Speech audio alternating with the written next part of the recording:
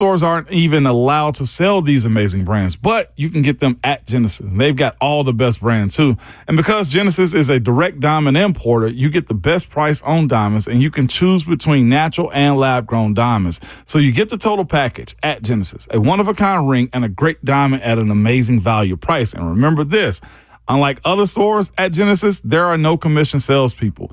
The experts at Genesis are there to help you, not push you, with zero pressure and no pricing games whatsoever.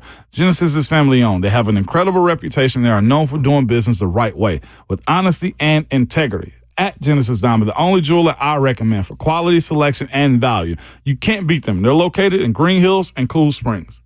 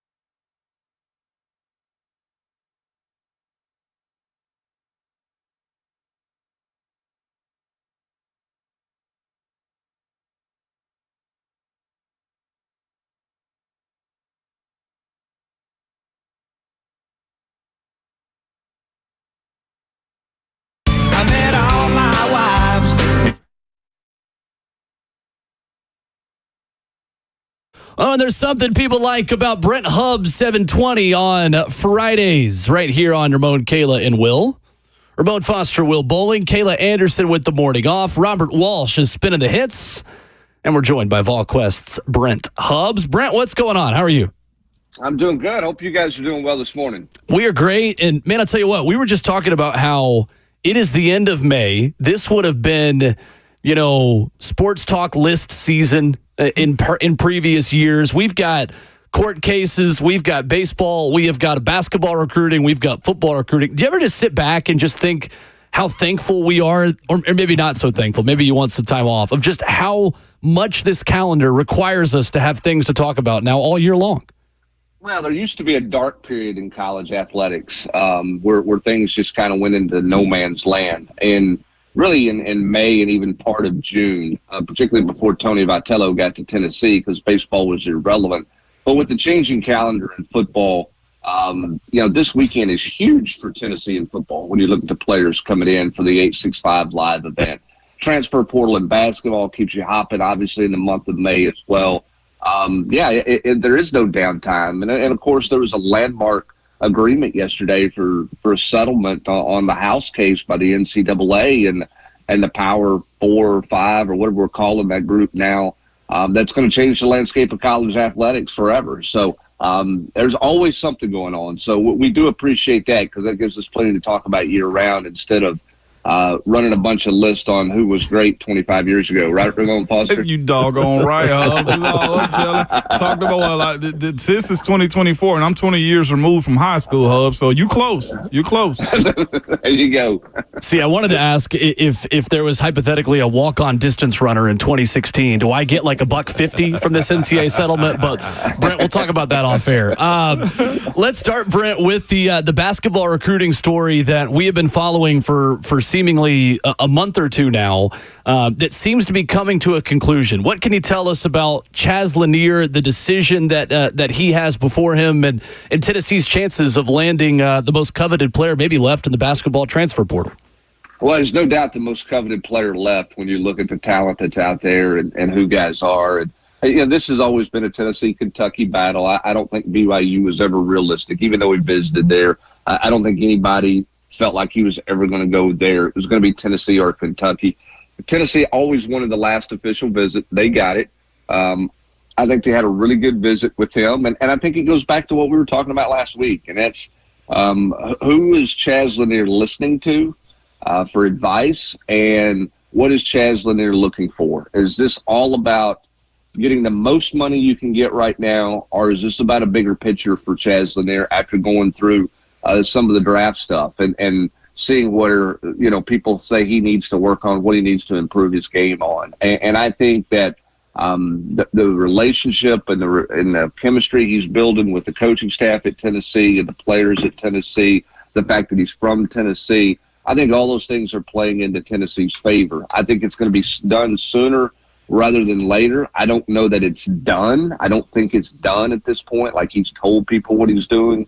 But I think we're going to get a decision from Chaz Lanier sooner rather than later, because he wants to be wherever he's going to join his teammates and get ready for summer workouts, which will get cranked up next week. So I think it's coming to a conclusion, and I think Tennessee put their best foot forward with him on a quick official visit on Tuesday.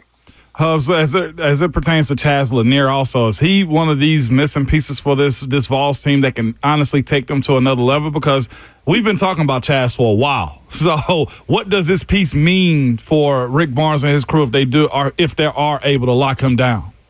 Well, I think it's huge. Now, it's probably unfair for the pressure that's going to be put on him, because everybody's going to go, well, he was the most coveted transfer out there, which means he's really good. Tennessee obviously changed the landscape of their program last year in the direction it went because of Dalton Connect.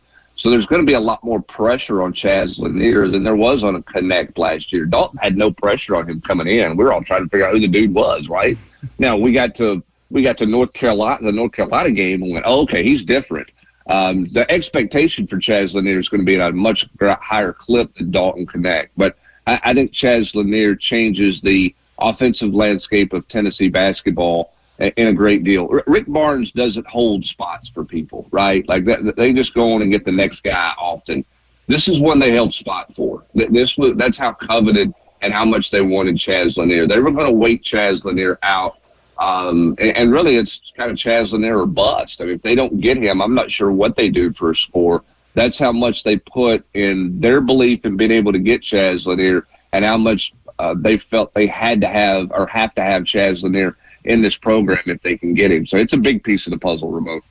Hubs, we got big-time NCAA news also, and I actually wrote down a question for you on Monday that I want to ask you today, okay?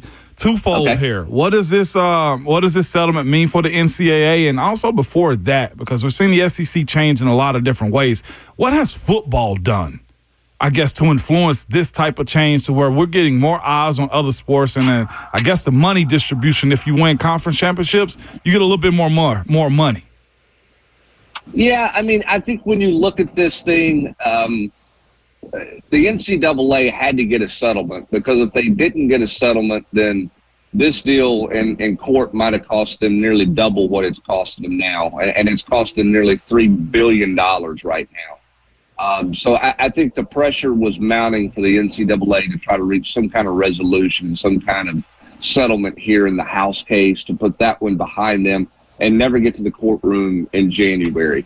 They're going to pay 40% of it. Schools are going to pay the rest from the fact that the NCAA is withholding some revenue streams to them. I think the question for me moving forward is what does this really look like in terms of distribution if we're going to do the $20 million rev share with the student athlete? How do you distribute that? Where does Title IX factor in? Is that an even distribution across all student athletes? There's still a great deal of unknown, which I think is the frustration part for some ADs that feel like maybe this is a little bit of a patchwork. We're just going to kind of put our finger in the dike here and we'll see if anything else springs open. Because I think right now, the question nobody's really asked right now is what does this mean in the world of Title IX? If you do a $20 million rev share with schools, let's say the SEC does $20 million, okay, for student athletes, are the rowing competitors going to get the same amount of money as the starting quarterback does and football players do? That's why the collective piece is not going to go away, because the football players are always going to make more money. Now it may be even throughout the what the university pays, but the collectives are always going to provide more money to revenue-driven sports, the more popular sports. And so we'll see what that all looks like. I think that this settlement raises as many questions as it might answer. It probably raises more questions to answer, which are going to highlight the discussions at SEC meetings in Destin next week. Brent Hubbs of VolQuest joins us every Friday here on Ramon, Kayla, and Will. And Brent, on that same front, the reason why Clemson has a water slide and a putt-putt course in their football facility is the money that you're not having to pay student athletes, you can spend on these crazy facilities. Where does that fit into this conversation? And do you see a scenario where now facilities upgrades don't happen as aggressively because of the money that has to be paid to the student athletes? Yeah, I think we're getting into a world where the facility upgrades are going to be about fan experience, which is what Tennessee's doing right now. I mean, Lindsey Nelson Stadium is undergoing a $100 million makeover. Phase 2 starts in a few weeks when the season ends. And there's nothing there to help the student athlete in that renovation.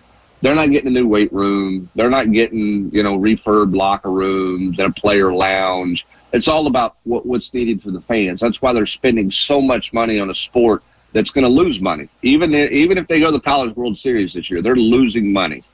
And then on the football side of things, they obviously make money, but you're spending $300 million in the south end zone, and that has nothing to do with what the players are getting. To answer your question, right now the Anderson Training Center is undergoing a renovation that they're literally going to build 3 dorms, a nursing building, stadium renovation in Neyland Stadium, stadium renovation at Lindsey Nelson Stadium, some porches at the softball stadium, and about 3 other projects that are going to get done before the expansion to the Anderson Training Center gets done. So what does that tell you where the priorities are right now? If you're gonna put money into facilities It's going to be to enhance the fan experience with some premium seating that you can get some money back on. And in terms of player amenities, they're going to be nice, but we're not going to do goofy things just because we've got, a savings account that's got $1 gazillion in it that we're looking for something to spend it on. I think those days are going to slow down greatly of outdoor fire pits and basketball courts and slides and putt-putt courses and, all that kind of stuff. I just don't think that's going to be the priority. I think the priority is going to be on paying the student athlete, and then we'll see where the collective factors in and that type of thing. That's where I think that the facility front's going.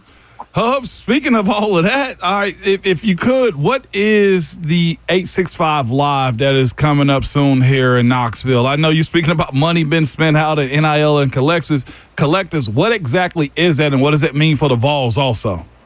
Well, no, we're not going to stop. Nobody's going to stop spending money on recruiting. Okay. They may not put a water slide in for the current guys, but I promise you, they're going to spend a bunch of money on recruits to get in. That's just the way it is. Okay. Okay. So this is kind of a family day. It's barbecue. They'll have a big screen set up probably for kids to play video games in the complex, and they'll do some other, stuff in the stadium and around the practice field.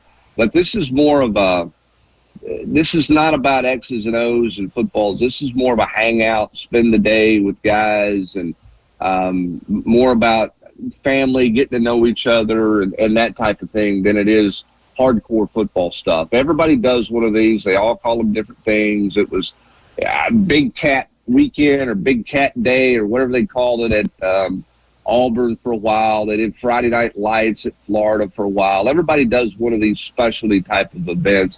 Tennessee's called this thing everything, Orange Carpet Day and all kinds of different stuff like that. But this is just a non-football intensive day. There's football discussion, but it's not, we're not measuring everybody and weighing everybody in and all that kind of stuff. This is a much more just kind of relax, hang out, see campus, spend time with each other, with a bunch of really high-profile good players. George McIntyre is going to make his way up from Alabama where he's training. LeVar Arrington's son's going to be here. There's your name, Ramon, from the past that you haven't heard about. Shady Hayward is a guy that is an athlete from Georgia that George McIntyre's gotten to be good friends with. He's going to be here. David Sanders is going to be here. Jamie French, the 5-star wide receiver, is going to be here. There's a reason George is coming up from his training session in Alabama to hang out at Tennessee on Saturday, because there's some guys here that are really big priorities for George that he's got relationships with. So it's a big weekend for Tennessee.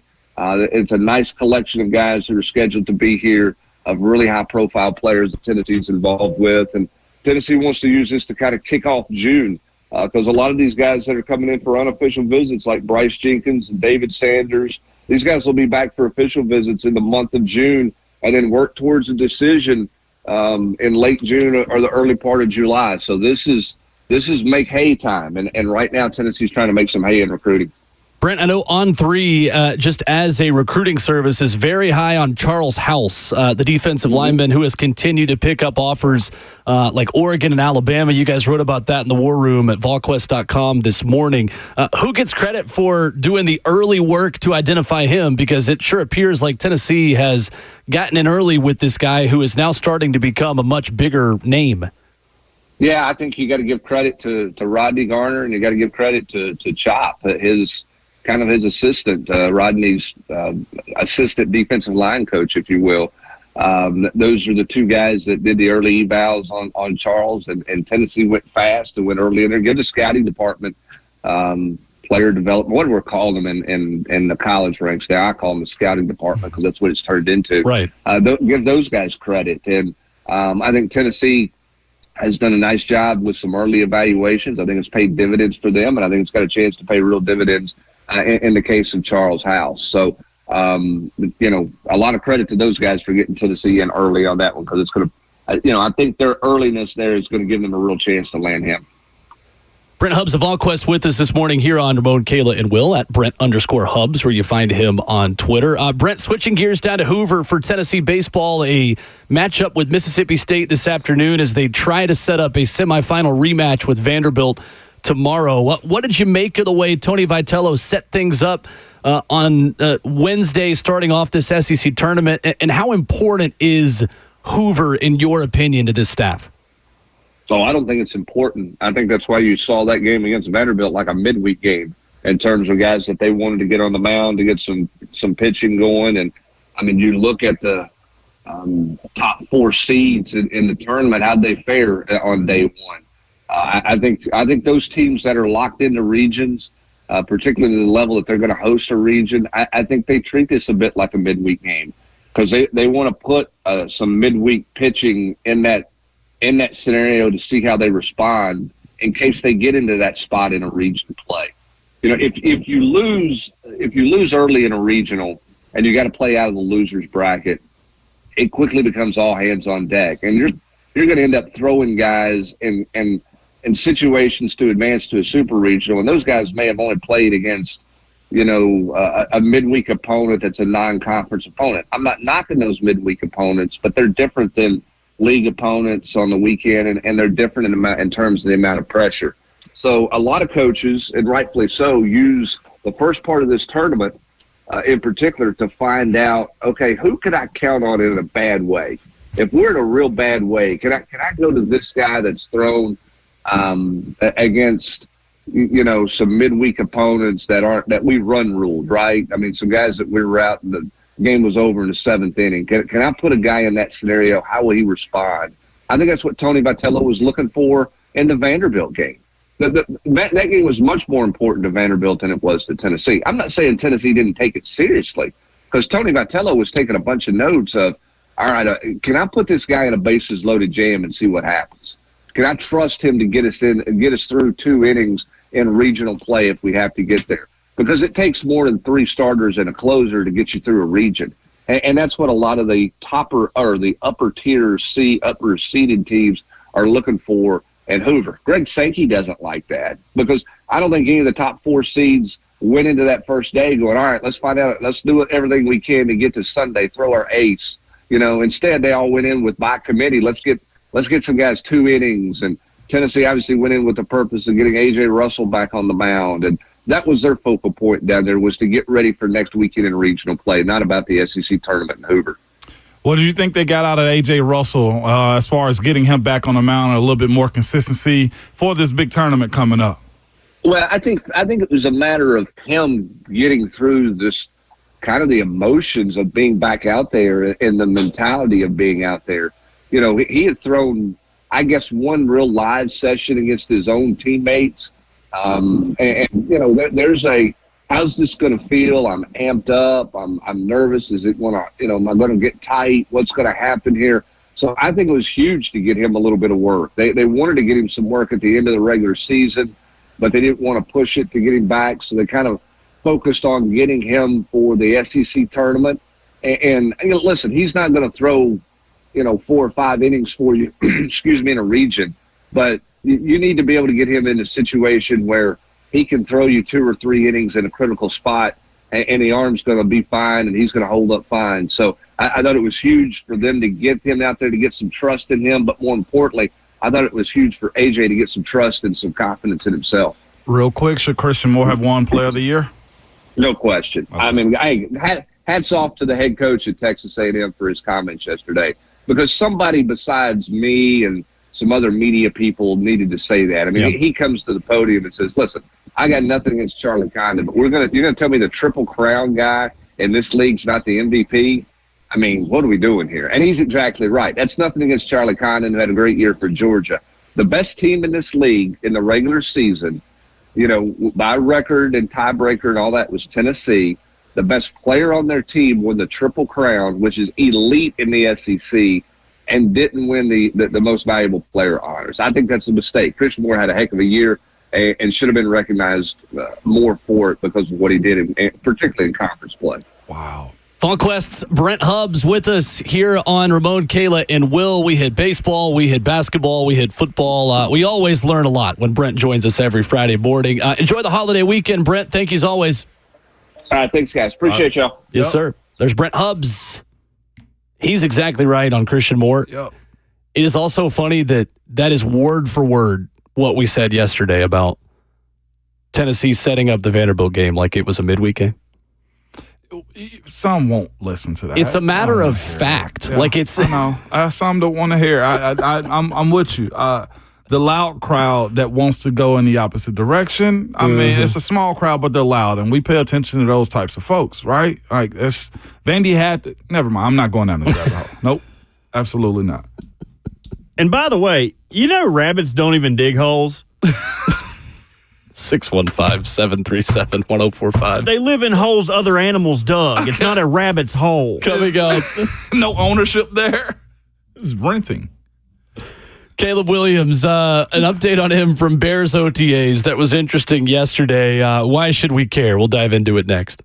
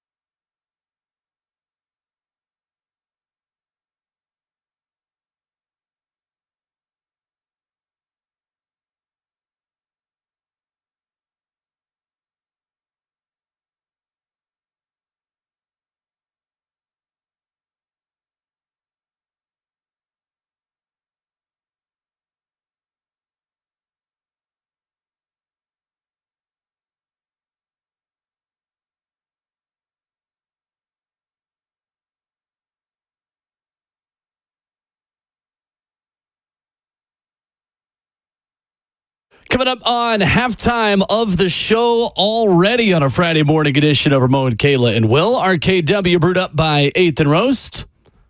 615-737-1045. On Twitter yesterday, Nicholas Moriano writes, really rough day for Caleb Williams in the starting offense.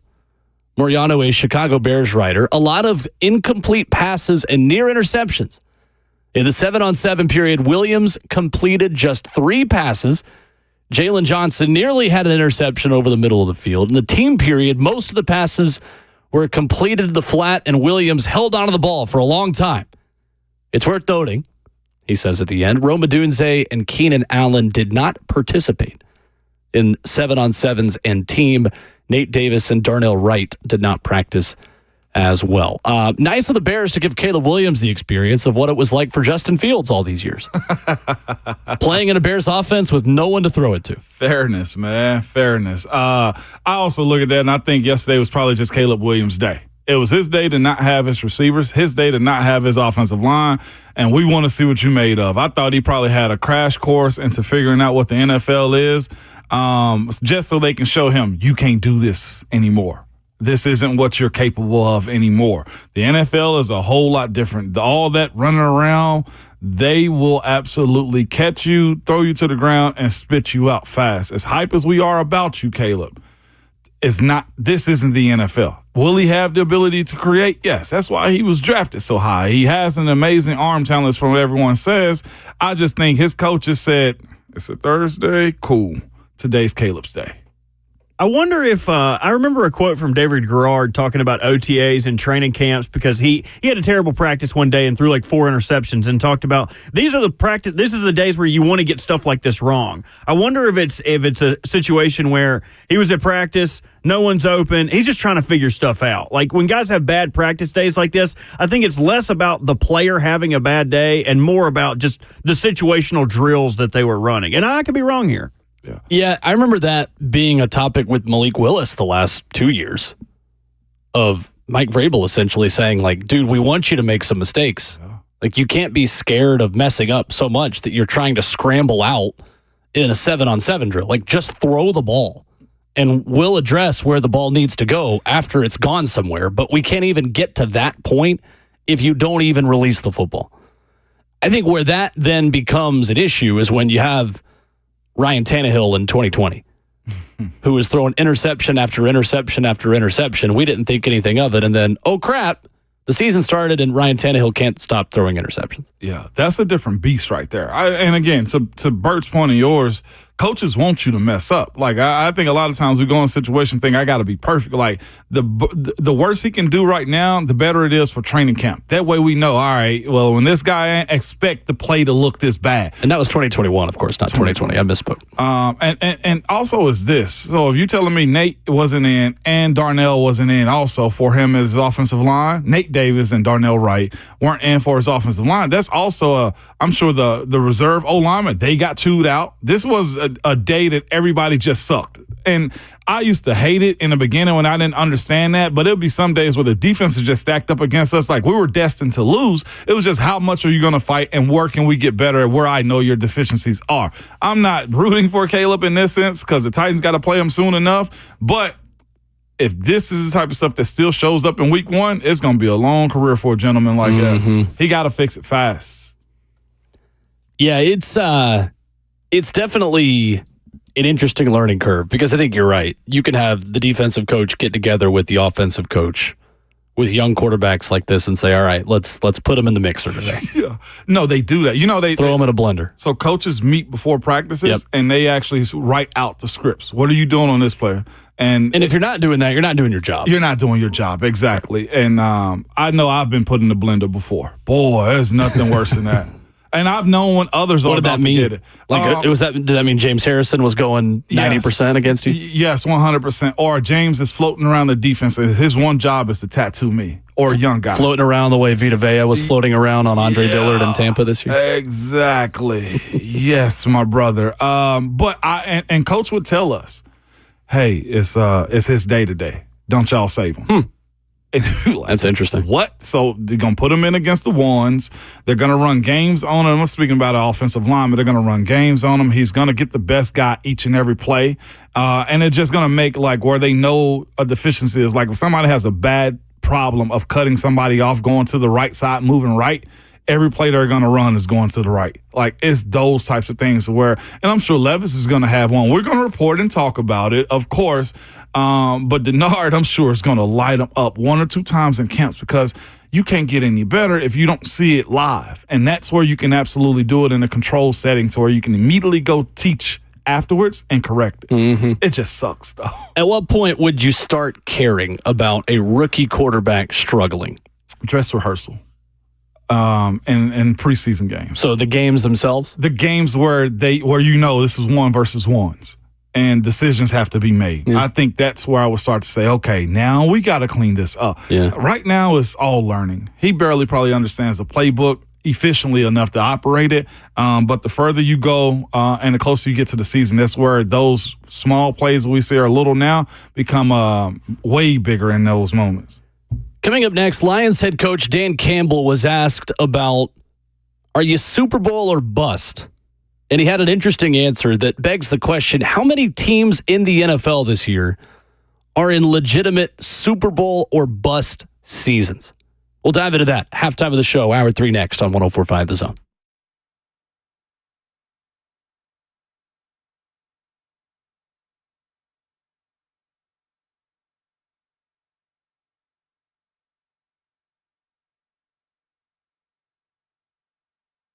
It's Ramon Foster here for Hiller Plumbing, Heating, Cooling, and Electrical, man, asking you or telling you if you need anything done to your house, man, reach out to the folks I know. You can use the website at happyhiller.com. It's just that simple. And if you do use that website, you don't have to worry about waiting and camping out at your house all day long, waiting on your contractor to come fix what you need to get done.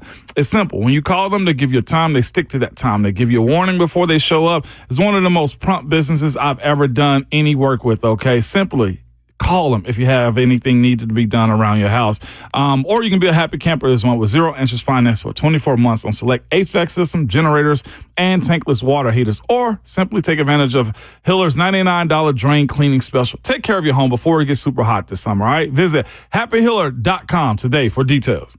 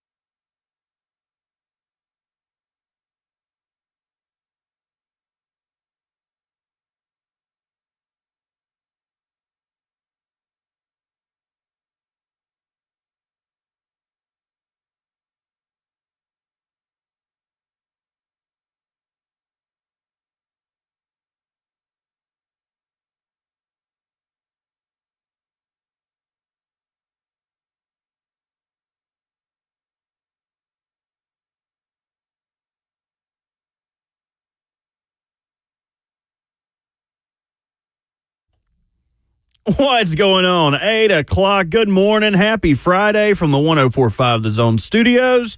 You know my name. I'm Robert Walsh. SEC tournament yesterday. Vols getting a little get back. Texas A&M 7-4. They move on to the next round. Today, Tennessee taking on Mississippi State 30 minutes after Kentucky and South Carolina wraps up. If they can pull off the victory, they'll get a rematch with Vanderbilt on Saturday. Raiders rewarding one of their cornerstone players by reworking his contract. Defensive lineman Max Crosby getting $6 million in a raise for the upcoming season. No new years added for Crosby. Just a little sweetener, meaning the 26-year-old will still be under contract for the next 3 years with the Raiders. And the NBA playoffs last night, Celtics take the series 2-0 after taking down the Pacers last night, 126-110. Tyrese Halliburton left the game with hamstring soreness. He also missed 10 games in January with the same injury. Bad luck when you play the Celtics. Every team they've gone against in the playoffs, Heats, Cavs, and now the Pacers have gone down, or their best players gone down with an injury. For all your foundation repair and waterproofing needs, visit USSTN.com. Breaking news at once on your home for the Titans and the Vols.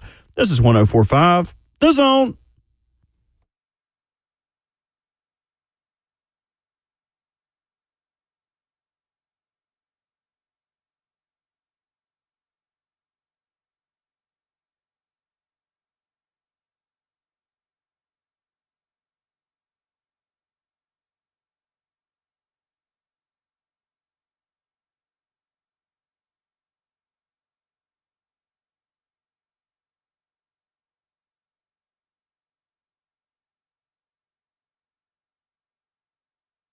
Eight a.m. in Nashville, a beautiful Friday morning well underway right here on Ramon, Kayla, and Will. RKW brewed up by 8th and Roast.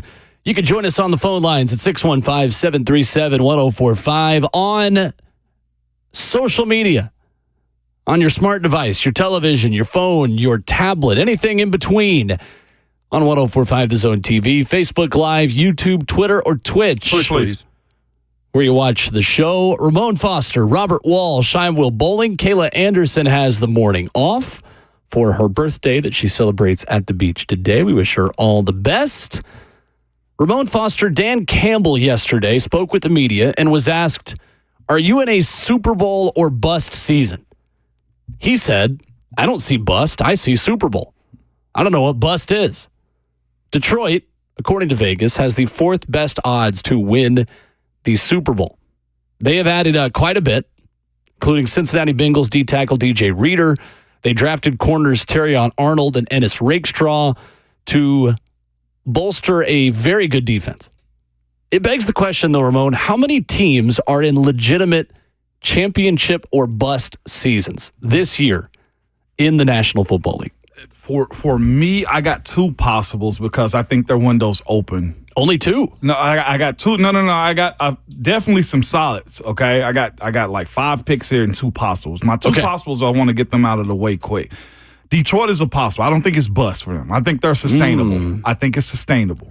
See, I think getting to an NFC championship means you are now Super Bowl or bust because you've already been one step away from playing for a Super Bowl. So I guess let me say this then. I guess what I'm saying is I can see them going back again as it pertains to them not being a bust situation, but they're going to be there, I think, more consistently than other teams.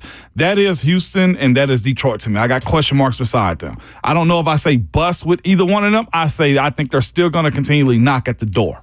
The teams I think that have the bust behind the Super Bowl or bust, like they may break up and some stuff might change, Miami. Ooh, interesting. Philly, San Fran, Dallas, Jets, and Cleveland. Not Kansas City. Kansas City's done it too often. I think they're just Super Bowl we'll be back again. So the way I look at it is if you are a Super Bowl or bust team, it means your fan base is disappointed with your season in any circumstance other than winning the championship. And if you ask yourself, hey, are Kansas City fans going to be disappointed with their team if they don't win at all? To me, the answer is yes. Because they've set that expectation. To me, it's no, because I think they're a little bit more sustainable as far as their ability to get back. I think they legitimately have a good shot to get back. I think Detroit team is set up with the ability to get back. I look at Houston as if they have another good year, they have the ability because they're so young to get back again. Sure. Teams like Miami, all right, they got to figure out what they're going to do with their cap at some point, especially if they pay Tua. Same with Philly, with what they've done so far. The O-line is aging. At some point, Lane Johnson's got to go, right? And then you look at San Fran. How many times can they go? They absolutely got to do something before they pay Brock Purdy. Dallas, Dak situation. That is a breakup waiting to happen. Yeah. And Jets with Aaron Rodgers. So I think our definitions are same, but on different highways is I would what agree. I'm saying. So the teams I go with, especially. Yeah, right. In the AFC, I only have 3 teams: Chiefs, Ravens, Jets, that I think are Super Bowl or bust. And I know it's been a while since Lamar Jackson has had that opportunity to get to the final stage and to give Bert and Cheyenne a ring if he got a ring. But I think it is those 3 teams, because if you told any other team in the AFC, hey, you're going to lose at the AFC Championship game, they'd be like, yeah, okay. Like, to me, if you told Tua Tagovailoa and Miami Dolphins, hey, you're going to lose in the AFC title game this year, that's a step forward for them. I think for the Texans and C.J. Stroud, I think Texans fans would accept that is a meaningful step in the right direction. Getting 1 step shy, 2 steps shy. If the Texans make the Super Bowl, their fans would view that as a big success this season, because then you're setting yourself up. Hey, year 3, now we want to try to win the whole thing. Same thing for the Bengals. Like, you don't know what Joe Burrow is coming off of his injury. You've got major questions on that offensive line, as always. You've got a wide receiver core that you don't know what T. Higgins. The Bengals have too many questions for you, because you got to get back to what they were a couple of years ago. And then the Bills are in kind of a rebuild and kind of not. So I don't see them in that either. In the NFC, for me, it's 4 teams, and it's an easier picture. It's 49ers, Lions, Eagles, Cowboys. Cowboys and Eagles, because those 2 fan bases will always be Super Bowl or bust, no matter what. Yeah. And not every team is created equal in that regard, right? Like, yeah, right. Cowboys fans have a higher sense of who they are because they're Cowboys fans, not because they really should. Like, not because of what's on the field. And 49ers or Lions, I mean, it's the 2 teams in the NFC title game last year. That's the only way you take a step forward, is by getting to a Super Bowl. And my thing is, how much longer can the 49ers continue to knock at the door and not even be in the show? Mm-hmm. You know what I'm saying? Like, that's my thing with them is, and of course, when you pay the quarterback, everything changes. Trent Williams is getting older. They got to figure out what they're going to do with Jawan Jennings. And Deebo Samuel's, like, at some point, they either got to start rebuilding, reshaping their franchise, or they're going to be more outside than in as it pertains to that. I see Danny in the F&M Bank chat said Cincinnati is Super Bowl or bust right now. I just don't think they're strong enough to be even considered Super Bowl team. With what they've lost, they lost DJ Reed, I think, this offseason also. They lost Tyler Boyd also. And I know they got the quarterback. My thing is, we didn't see much out of Joe last year to say, yes, he's taken another step. I think he's a really good quarterback. I do. But the same way I feel about him is the same way I feel about, you know where I'm going, Josh Allen.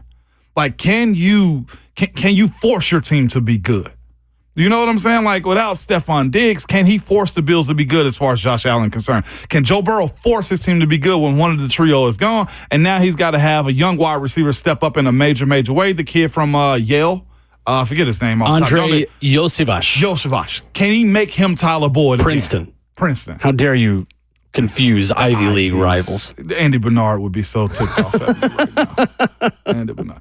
So this ain't no slight towards Cincy or to the other, even Dallas. But are you strong enough to actually get there in this sense, or to Buffalo? You also, sorry, go ahead. No, go. That's where I was in there. You also have Jermaine Burton, who will pack quite a punch into the Bengals wide receiving core this year as well. Yes, I say that halfway serious, halfway joking. Robert Walsh, your thoughts? I love that. It kind of validates Dan Campbell for me in saying I don't know what bust is, that all 3 of us have different definitions of Super Bowl or bust. Sure. But for me, Super Bowl or bust is this is your last opportunity. If you don't go to the Super Bowl, they're going to blow it up. This team is going to bust. They're going to change. They're going to change coaches. They're going to change quarterbacks. They're going to change schemes. They're going to do something to change it up. So I have a little bit of a different list for Super Bowl or bust, but Cowboys, Rams, Eagles, Saints, Bucks. in the NFC for me. Saints are in salary cap hell. Yep. They're probably going to have to cut a lot of these dudes next year anyway. Dennis Allen's on borrowed time. Similar thing for the Bucs. They paid a lot of the guys that got them to the dance, paying them a lot of money to suck. If Baker Mayfield can't replicate what he did last year, I think that team busts. And in the AFC, I've got three teams that I don't think, aside from both of you named one of these, Tyreek Hill agrees with you saying it's Super Bowl or bust for Miami. Okay. I think the Jets, that's the easiest, the first one that popped in my mind. Yeah. If they don't win this year, they're blowing the whole thing up. And the other one for me is the Steelers. A lot of money invested on the defense and not a lot on the offense. That they were able to min-max that way by having Russell Wilson come in on a veteran minimum deal. If the Steelers can't figure it out, I think they would say, all right, Minka, all of you aging defenders, we appreciate what you did for the Steel Curtain, but beat it. We've got a lot of stuff to build on, and we need that money, and we need it now. That's true. They just moved some money around, too. Mm-hmm. Alex Highsmith just had some money moved around. AFC North is always crazy. You ain't throw Cleveland in there. It's always the back alley of the NFL, but especially this year. You know what I mean? Cleveland can't? Well, they can't get rid of Pauls. They can't get rid of Deshaun Watson. They're stuck with him. You know what I mean? They can't. You can't say they're Super Bowl or bust because they're going to have a chance to run it back with the exact same team next year. Okay. There's some crazy jokes just sitting in the atmosphere. Somebody else can pick it up. We are being adults today. Some wild jokes. We're going to keep the towel covered over those. Taylor in Lebanon, 615-737-1045. What's up, Taylor? Hey, man, I'm going to make 3 predictions this year for y'all. Hit me. All right. I'm going to tell you right now. I'm going to say Caleb Williams is going to be as big of a bust as Jamarcus Russell was for the Raiders. That's my bust. Then I'm going to say that the Pittsburgh Steelers are going to surprise everybody this year, and they're going to be the top team in their division, and they're going to win out. Now, don't get me wrong, I'm a diehard Titans fan and a diehard Vanderbilt fan, but I think with Russell Wilson being there, I think they're actually going to have a good chance this year. I really do. I That's didn't our even pay Ravens you for fan that. producer. I love it. Number 3 for you what right else here. You got, Taylor? All right, and number 3 is I think the Titans are going to win the division this year. That's what I think. That's my 3 big ones right there. Man. Taylor in Lebanon. Love it. Bringing the heat this morning. Love it, Taylor. So in that context, then, does that mean Caleb Williams is going to gain like 40 pounds and just get fat? Like Jamarcus Russell did? He would look good big, man. He got the scraggly beard and everything, too, right now. Isn't he the one Stephen A. Smith called the Jabba the Hutt? In that video? Have you seen that video? I have not seen that. Oh, can we find that? Yes. Can we? Before we go to break, we have to find this. It's literally Stephen A. Smith on a rant about Jamarcus Russell, and it's just like, now, with all due respect, I don't want to be rude, but not to this Jabba the Hutt look at it is. He catches himself a little bit. I do not foresee that happen. Like, people forget how wretched Jamarcus Russell was. Yeah. That's disrespectful to Caleb Williams. This is Stephen A. Smith's Jamarcus Russell rant. You say that? I am a person that believes in second chances. I think America is the land of second chances, except for when it comes to this dude, Mr. Jabba the Hutt, you fat slovenly. What is wrong with Stephen A., man? He was in his bag on that one. What is wrong with him? Slobbily is just a great word. He's a smart guy. He created a word right there for his hate. Hate. Lord. He is so good at being a hater. Y'all. He is good, and everybody respect him for being a hater too. I respect his hater. He's a cool hater though, not like who's the other cat he used to be on the show with? Skip Bayless. Oh, vein neck. Skip Bayless. No, you're going to be called a Vanderbilt hater now for not liking Skip Bayless. His neck skin hangs like a wizard sleeve, man. What are we talking about? Oh my God. Beat it. We're not going to top that. 615-737-1045. Known Vanderbilt hater Robert Walsh. Cannot stand their esteemed journalism alumnus in Skip Bayless. Coming up, which returning Tennessee Titan has the best chance of having a breakout season in 2024? We'll dive into that next.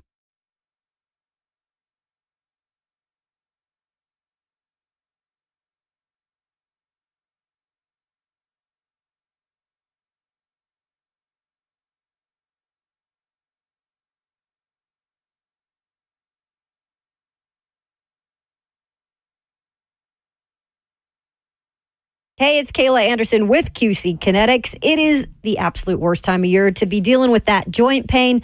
None of us like to deal with that at any point of the year. And you really can't go outdoors right now if you're dealing with that, doing the things you love to do. Maybe that's taking a hike, jogging, just playing with the kiddos at the beach, let's say. Hey, listen, don't go through these summer months missing out on life. You can call QC Kinetics now. Find out how they use biologics from your own body to give your life new life, I should say, to these achy joints. QC's regenerative medicine protocols, they restore, they repair that damaged tissue. You don't need surgery, you don't need steroids, no drugs, and no downtime. This is the future of medicine. Tens of thousands of QC Kinetics patients around the country are living their best life simply because they made the call. So you can call QC Kinetics now and get started with a free consultation. Revolutionary treatments for joint pain are here. So call them at 615-249-4024. That's 615-249-4024.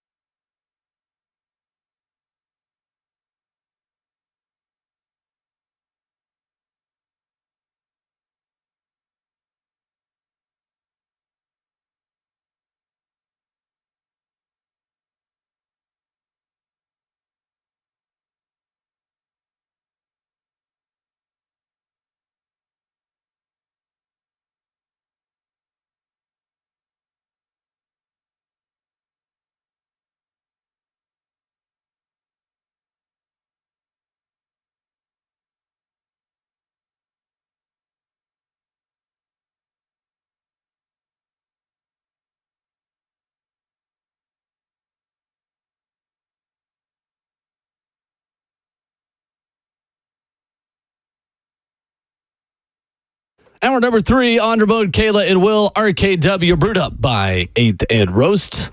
The question we ask to you, which returning Tennessee Titans, someone on the roster last season, do you believe has a breakout season in 2024? 615-737-1045. It feels, Ramon Foster, like we've talked about the Calvin Ridley edition, the Tony Pollard edition, Chidobe Awuzie, L'Jarius Sneed, and rightly so, right? There are guys that have legitimate resumes that have been added to this roster, but we have not adopted breakout candidates in the way that Ron Slay has taken the conductor role of the Traylon train. No. And believing in Traylon Burks. So it begs the question, Ramon, we'll start with you. Which returning Tennessee Titan are you betting on to have a breakout season? I had one in an honorable mention. My one has to be this guy this year because every intangible you need, he has.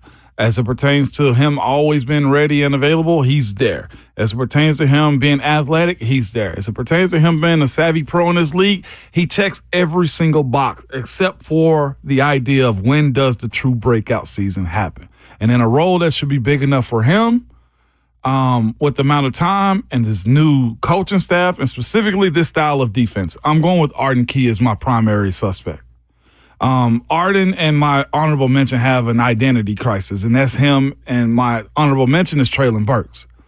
You know that they possess everything to be the ultimate pros, to be guys that can be on those high lists, to have the pedigree and the know-how to be good playmakers and have, I guess the description we'll have used just saying a breakout season. Either one of those dudes, I wouldn't be shocked if they did it. I think Traylon would be like, oh, Lord, now we finally see what he's capable of. But the thing about Arden is this. You see him around the place often. You see him on the field. You see him with how he gets up and get his teammates going and the energy. I know Kayla brings it up a lot. The energy that he brings to the play, right? Where does that translate into his production? I'm banking on Arden this year because of having Sebastian Joseph Day, having Coburn, Keandre Coburn. Former Texas Longhorn. Having Jeffrey Simmons, Tavondre Sweat, having Harold Landry be back. It's stacked up for that guy to go eat, especially if he's going to be a rush specialist too. You can't say that they're double teaming Jeff so I can't get it free now. No, they either got to double team Keandre Coburn, Tavondre Sweat, Jeffrey Simmons. And that means that your D-ends, outside linebackers should eat, especially if Harold goes out and have another double-digit year. The thing about this, too, is Harold sneakily had a double-digit sack season, too. The thing about it is we didn't see the other side as far as the one number that matters to people that rush the quarterback, sacks. As far as Arden Key, translate into it to where he should be eating, too. This year should be the year that Arden Key has a breakout season. Not one of those, hey, he's just a great role player. He should have that. And again, my other one that I thought hard about putting up there too was Traylon, because I think it'll be very unsuspecting of him to have a good season because so much will be put on D-Hop, so much will be put on Calvin that he's the one that may end up eating a good bit from off of Calvin's plate. So starting with Arden Key, I want to circle back to the Burks discussion as well, but Arden Key had 3 sacks in the first 4 weeks last year, including 2 in week 1 against New Orleans. He would go on a run of a sack a week from weeks 12 through 14, Carolina, Indianapolis, and Miami. I think Arden Key is a great answer because of L'Jarius Sneed, because of Chido Awuzie, because that rush was not great last season in getting to the passer because Jeffrey Simmons was hurt for the stretch run of the season, but B, because you didn't have a number 1 corner.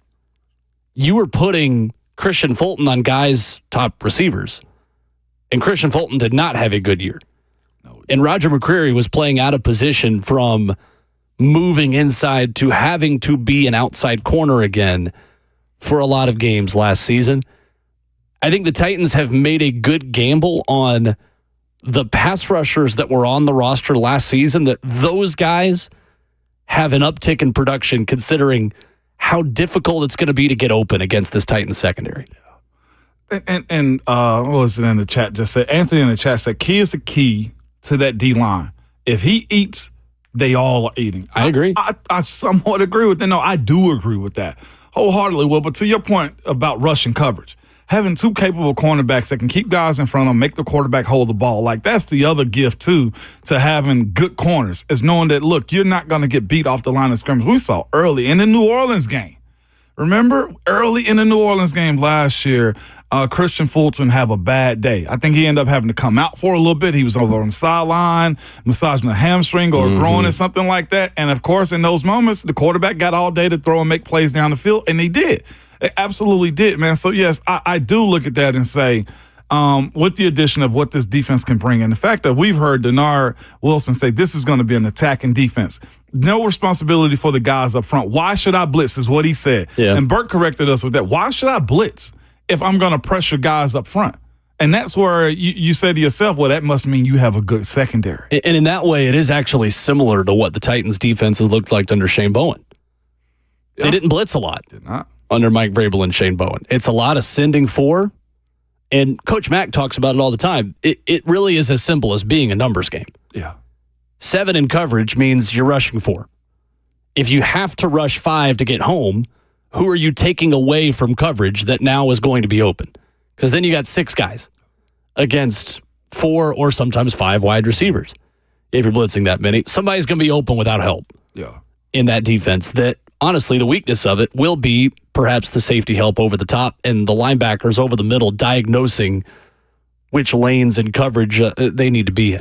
I think Arden Key is a solid answer. You mentioned Traylon Burks, though, as your honorable mention, so to speak. Why? Because with the effectiveness of what I think the running back's going to do this year, and I think we're putting so much on Tyler Boyd that I think you end up using Traylon a little bit more. I do think in this offense, it'll be best for this team to use Traylon. I know the number one is Calvin. D-Hop should get his, but they're going to have to double team one. And because they won't be focused much on Traylon, because nobody is right now, I think he has an opportunity to have a breakout season. What is a breakout season for him? Yeah, that was my next question. I think I said earlier this year, like 700, 750. If he can get 950, we're cooking with gas. That's a breakout season to me. It definitely would be. It definitely. I mean, 950. You're talking about 50-year option coming into play at that point for him. We're discussing it at least, and let me go back to I guess Cincinnati maybe 2 years ago when Joe Burrow played all the entire season. Their wide receivers' yards were. You had Jamar Chase with 1,046, T. Higgins with 1,029, and Tyler Boyd 762. That's your 1, 2, and 3. Mm-hmm. So who was 4? Who's 4? Running back Joe Mixon.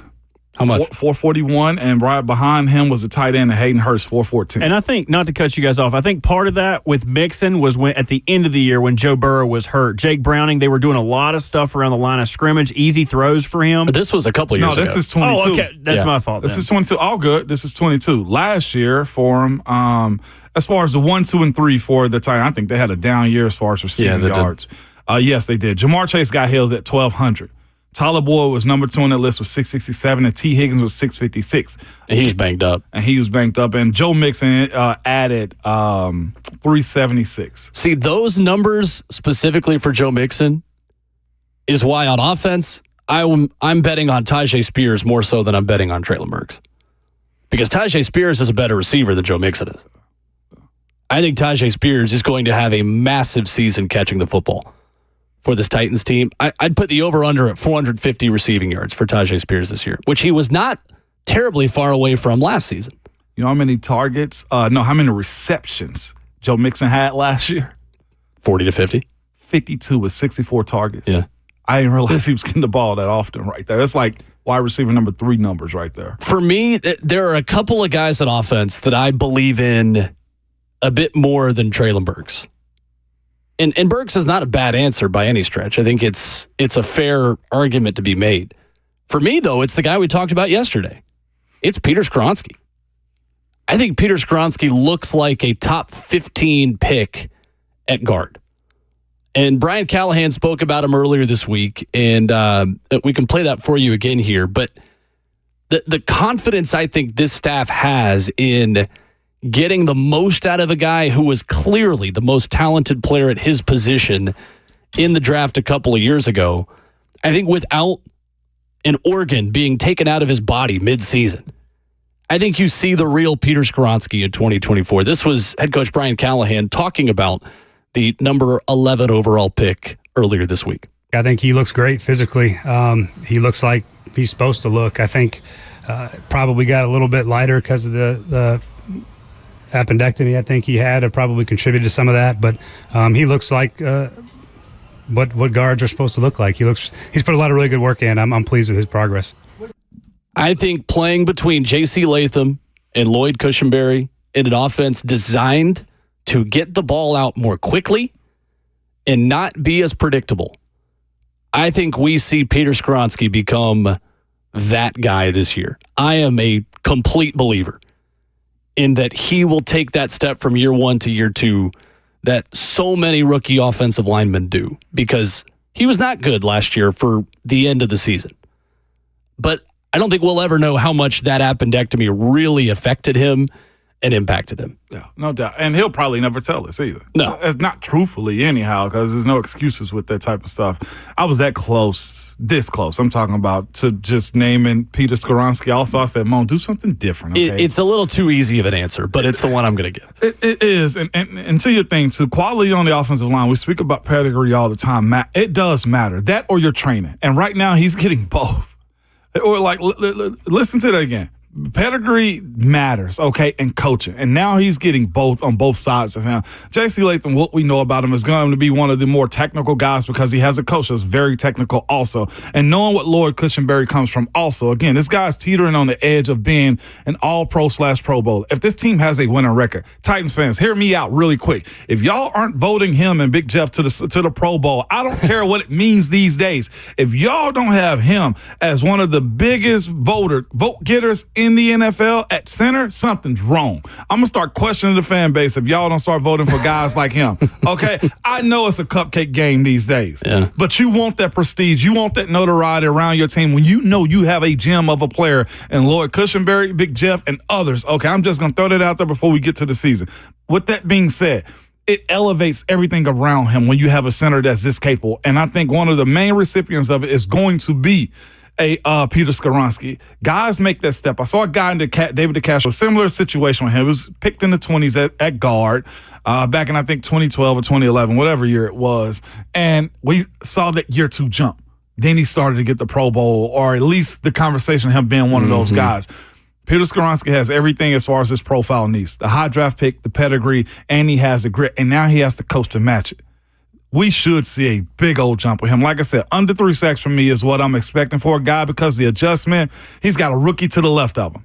That's the only contingency I have on saying, all right, whatever that number may be. And of course, here's the other side of it too. The addition of him being a role grader. I want to see that left side. Bring out the hats again. You know which hats I'm talking about.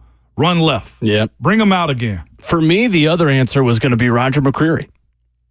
I think Roger McCreary has been solid. He has been available. He has the kind of toolkit and mindset that Denard Wilson wants in a defensive back. That is a guy I think this Titans staff would have advocated for selecting if they were here when he was picked in the second round out of Auburn. I can't say that about a lot of other guys. There are not a ton of players on this team that this staff inherited that I think fit. All right, hey, we would have picked them out of college. I think Roger McCreary is one of them. Yeah. And I think him having the added depth in the secondary with the Awuzie and Snead on the outside will allow him to be a slot specialist. And that is where he thrives. I don't think you're going to see him having to play outside as much because he has to on this team. If Roger McCreary can start and finish the season in the slot at nickel, I think he has a huge season because, again, he is going to be not having to cover number one receivers. You're going to get number one slot receivers. Don't get me wrong. But I think he benefits a ton from Snead and Awuzie. I'm a reference this guy, and I know we all know him in this building right now. You get Tennessee versions, the Tennessee Titans version of Mike Hilton with Roger McCreary. That would be the goal. That's the goal right there. I know he's gotten the Steelers on some plays. He's gotten the Titans on some plays. I know he's played well against Baltimore. Mm-hmm. That joker right there has become a slot specialist, and that's what you want out of a guy like Roger McCreary. He's this close to being in the conversation. When do you extend Roger McCreary out? Robert Walsh, what you got? I'd throw Chig in there. Yep. And not from like a statistical standpoint. There's just too many mouths to feed for me to say, like, I need Chig to do this or get this much. But I just need him to be more consistent. And also, not to throw stones or anything, but I trust this offensive staff infinitely more without ever even seeing a game than I trust the previous staff. So it's not going to be so much, oh, look over here, we're going to fake over here and run with Derek, and then Chig's wide open on the left side. They're going to find unique ways to use his skill set. Tight ends like that can run like that, block like that, play every down, don't grow on trees. They're going to find a way to use Chig. So if he can just become a first down creator, somebody who can keep the stick short, I think that would be a huge step for this offense. You want to hear something that's super fascinating? We spoke about that 22 season that Cincinnati had when Joe Burrow was healthy for the entire year. We wonder why Tony Pollard was signed, right? We knew what Tajay was, but we wonder why. You know how many receptions Samaje Perine and Joe Mixon had in 2022? Targets?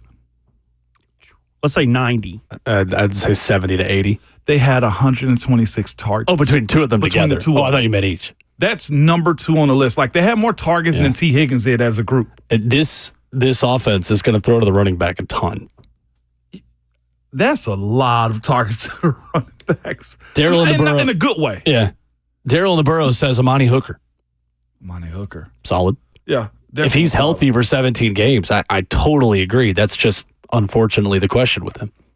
And see, the thing about his notoriety is he plays safety. Like, we going to know he's that good here and has a breakout season. Right. It will have to translate over. Will the national media and this defense actually put him up on a pedestal? They won't.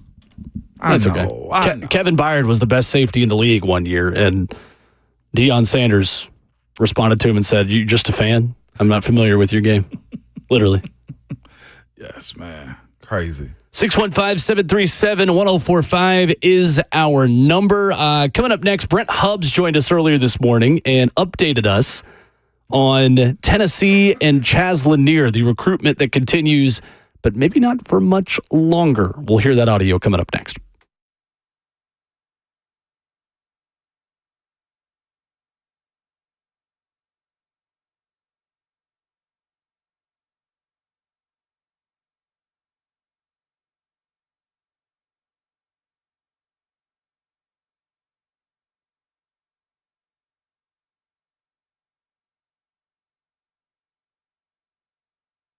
It's Ramon Foster here for United Structural Systems. This is a company here that you've trusted for 30 years in your crawl space. They are now offering mold treatment, and they'll give you $500 off any mold growth solutions now through June 20th. So get this done. They're the most trusted, most experienced crawl space repair company in Middle Tennessee and Southern Kentucky. All right, if you got mold growing, you can breathe easier with USS mold treatment. And right now, again, they give you $500 off the RTE process. So RTE is remove, treat, and cap. Remove the active growth, treat areas where growth occurs, and encapsulate the crawl space. USS doesn't just remove growth, because you'll never get rid of your home mold if you don't get to the root of the problem and take steps to prevent mold from returning. USS RTE mold treatment does just that, okay? So don't wait. Humidity is rising here. So call now and get that $500 off the USS mold treatment RTE solutions. Your space will be warranted and backed by USS Guarantee. I promise you, they're always good, and we'll keep that warranty in place for you, giving you the peace of mind that knowing that any mold pores will no longer fill your airways of your home. Call now. USS is here to help for all your foundational waterproofing needs. You got to visit USSTN.com.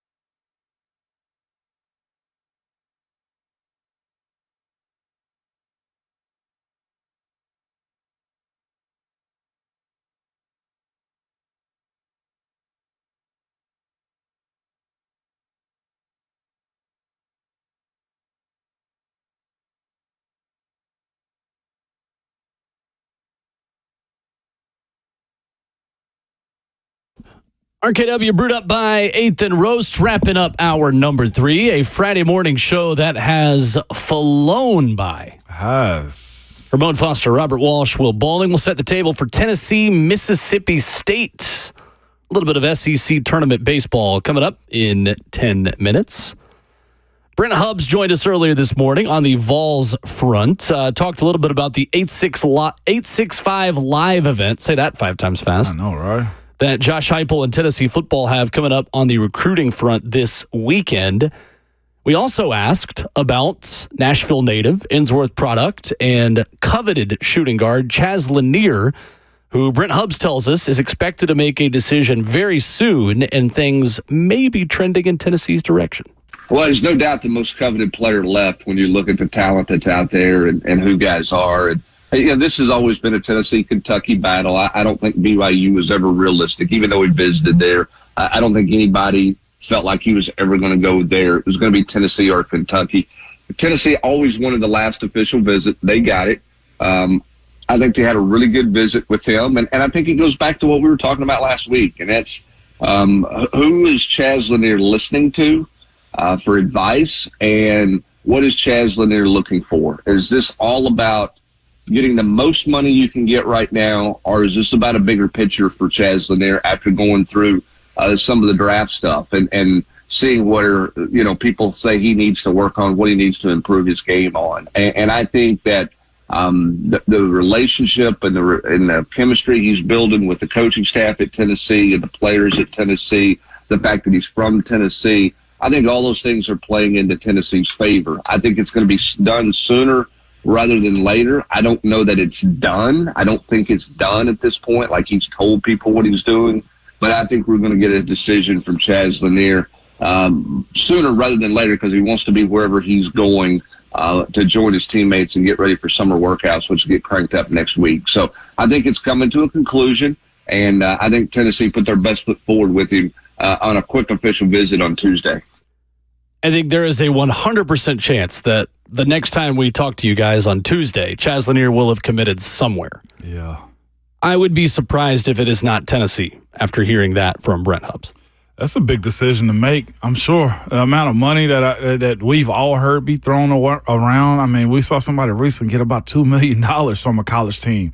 And if his is somewhere in that ballpark, depending on what the gap is between Kentucky, Tennessee, and BYU, I mean, it could be quite significant. But again, you look at the situations and where the teams are, and I think that somewhat plays a part in it too. How are they going to take care of you? I'm talking to one of my resources around. It's just like, okay, well, who's actually coached up NBA players more recently? I don't know what BYU is as a basketball program. You know what I'm saying? They just hired an NBA assistant coach as their head coach, but that guy has not produced college talent or managed to become NBA players. In college with 100%. Class and with social life and with the NIL. It's Tennessee, Kentucky. It's Tennessee, Kentucky, right? As always. And again, being a Tennessee kid, I know I may play that up big enough. I may play it up maybe too much at time, but I do think they're stocking that, especially when you're a guy like him on a team like this too. Like we're talking about Jamon Meshack and Zakai. Bringing this guy along, and if all things we've heard from Savage was this, they feel like they've got upgrades at the big positions, right? We're talking about Estrella being a 100%. Scoring big. We're talking about the 2 other transfer they got that can go outside and shoot the 3. And you know you're going to get defense. I don't think it's about the money for him. I think ultimately, from what we have read and heard, Tennessee actually might be the lowest offer financially that he has available. And I think Tennessee is the team in the lead at this point for Chaz Lanier. I think he'll end up at Tennessee, and in doing so, will end up taking the lowest offer in terms of NIL money, because Rick Barnes and his coaching staff is the most proven commodity out of the 3 finalists. But this thing is certainly not the foregone conclusion we thought it was a month ago when he entered the portal with a do not contact tag, and everyone just thought, oh, okay, well, he's just going to Tennessee. You probably just want to simplify the process where, all right, I don't need you reaching out to me. I don't need you reaching out to me. I'll reach out to where I want to go. Mm-hmm. Fascinating situation. Good place to be wanted this bad, man. It sounds like BYU has the biggest NIL offer. Who? Out of all 3 teams. I want to go to Utah for vacation. I mean, if you look at their coaching staff and the players they put out, it's not like their players are really soaking in all of the talent. Also, can we say this? Yes, we can say this. There are certain rules and just guidelines you have to live by as a BYU student, too. Sure. I mean, I know Bert, I wouldn't have gone there because of that. It's kind of like the closest one to me was Liberty. Liberty, 100%. You had to have both feet on the floor if there was a girl in your room. Liberty. Leave the door open. Like my first introduction, my freshman year was us going to get some MD 2020. Okay, What you know about Mad Dog? it was a Mad Dog, man. Like you can't do that at BYU. There are strict guidelines and rules that they live by there, respectfully, and I'm all into that, but. I'm a degenerate. All right. Let me stop trying to save I want to go party too, okay? I can't party how I want to in the mountains of Utah. I don't know, because a lot of those schools, though, that have the strictest rules have the craziest parties because it's that much more fun to get away from the rules. Like some of those Liberty kids, when they get outside the gates, they get locked at 10 p.m., go wild. I'm telling you. I saw the social media clip. What do you like to drink at parties? You know what they like to drink at parties? Sprite.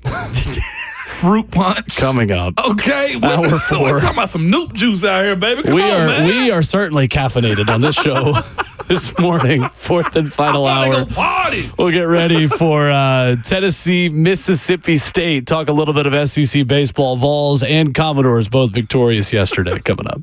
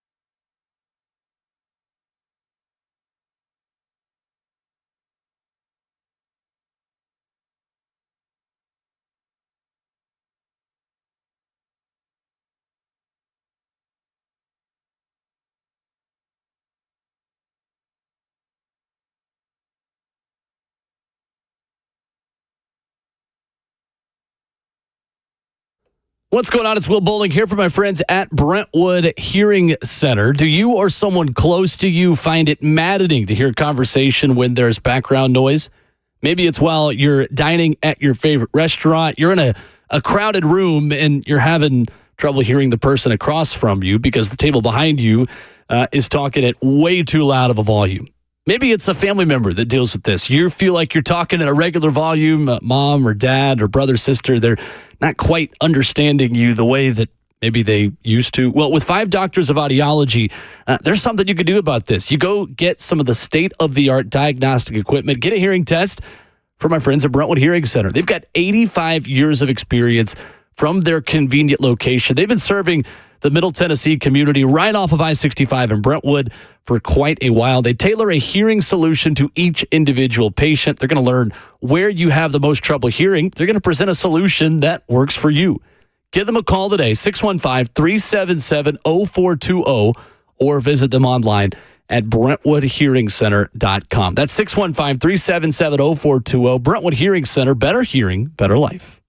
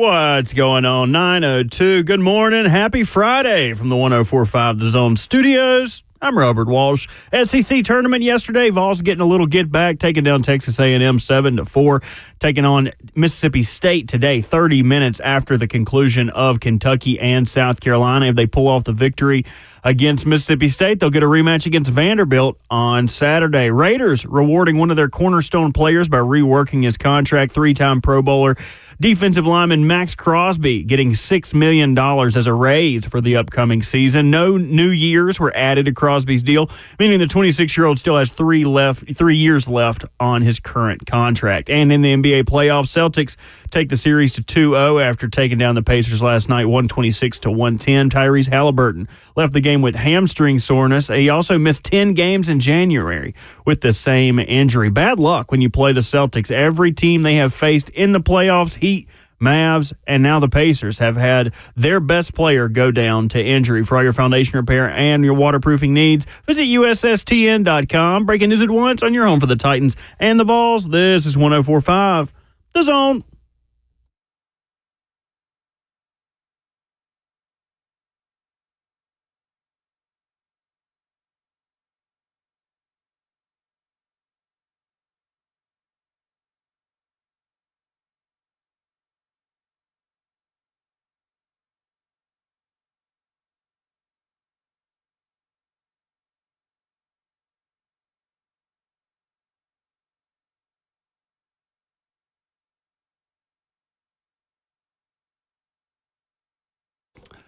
Fourth and final hour of the show as 9 a.m. hits us in beautiful Music City, USA. Welcome in to Ramon, Kayla, and Will. RKW brewed up by 8th and Roast.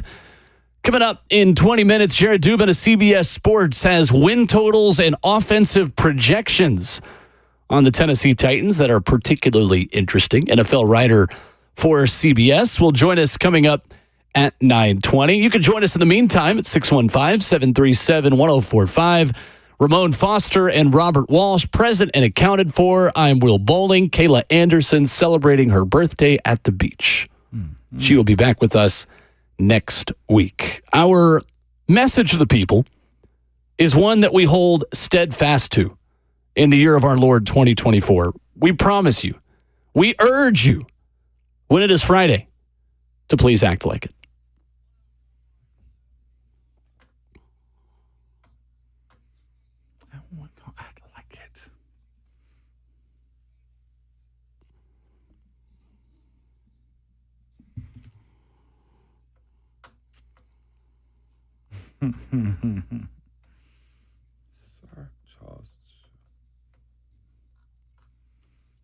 Yeah. I couldn't even get it out right. Yeah. What we gonna do? We're gonna party. I couldn't even get it out right, Bert. Party, baby. That's right. There you go. Played across all NFL practice fields during the regular season, baby. Step 1 is party. Step 2, get my groove on. Get my groove on. Clip that. Tennessee, Mississippi State. Later today, 6:30. Tennessee getting the win yesterday, 7-4 over Texas A&M. Vanderbilt 4-3 over Mississippi State. They can sit on the couch and watch baseball today. Mm-hmm. We are no longer in the all-day baseball territory in Hoover. Just the afternoon sessions, that'll be it. That's the afternoon. Playoff ball, man, is big. Now they got an opportunity to go try to win the whole thing, right? Mm-hmm. I wonder this time is if they make it, what has Tony Vitello learned about the process of winning the SEC tournament and also having the ability to rest arms, get guys rested and whatnot, because we spoke about Vanderbilt winning it, right? Yep. They won the SEC tournament also in 19. They had a clean sweep. And last year also. But as far as like trying to go win in Omaha, sure, that's my question. They're the last ones that did it. Yeah, they're the last ones that did it. What did you learn the last time around as far as resting guys without trying to do too much, and also not trying to bury the lead that, we just want some live reps and get the heck out of town in Hoover. By the way, beautiful place. If you can make a weekend tournament, the Vols play, you said tomorrow, Will Lee, and tonight. And the rain holds off.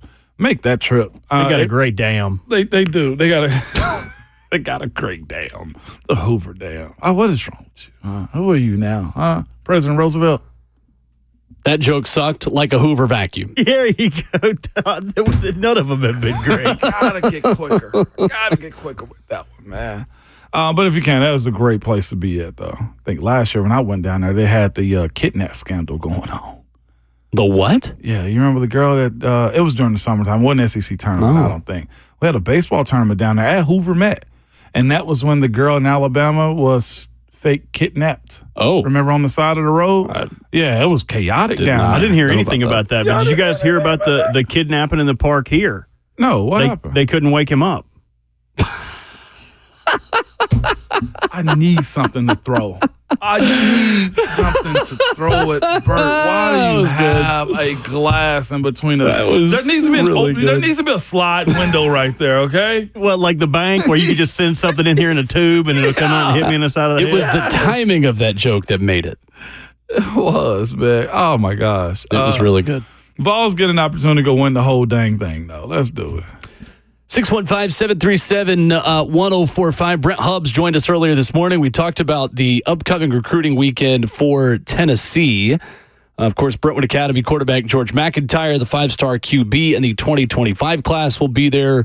David Sanders, who is a prospect we've spoken a lot about, the number 1 ranked offensive tackle, the number 2 prospect overall by On3, will be back in Knoxville for a 3rd time this year. Without getting too much in the weeds, Ramon, on the prospects themselves, there is a pressure now, isn't there, for Tennessee on the recruiting trail to make up the gap with Georgia and Alabama and Texas, who continues to recruit in the top 5.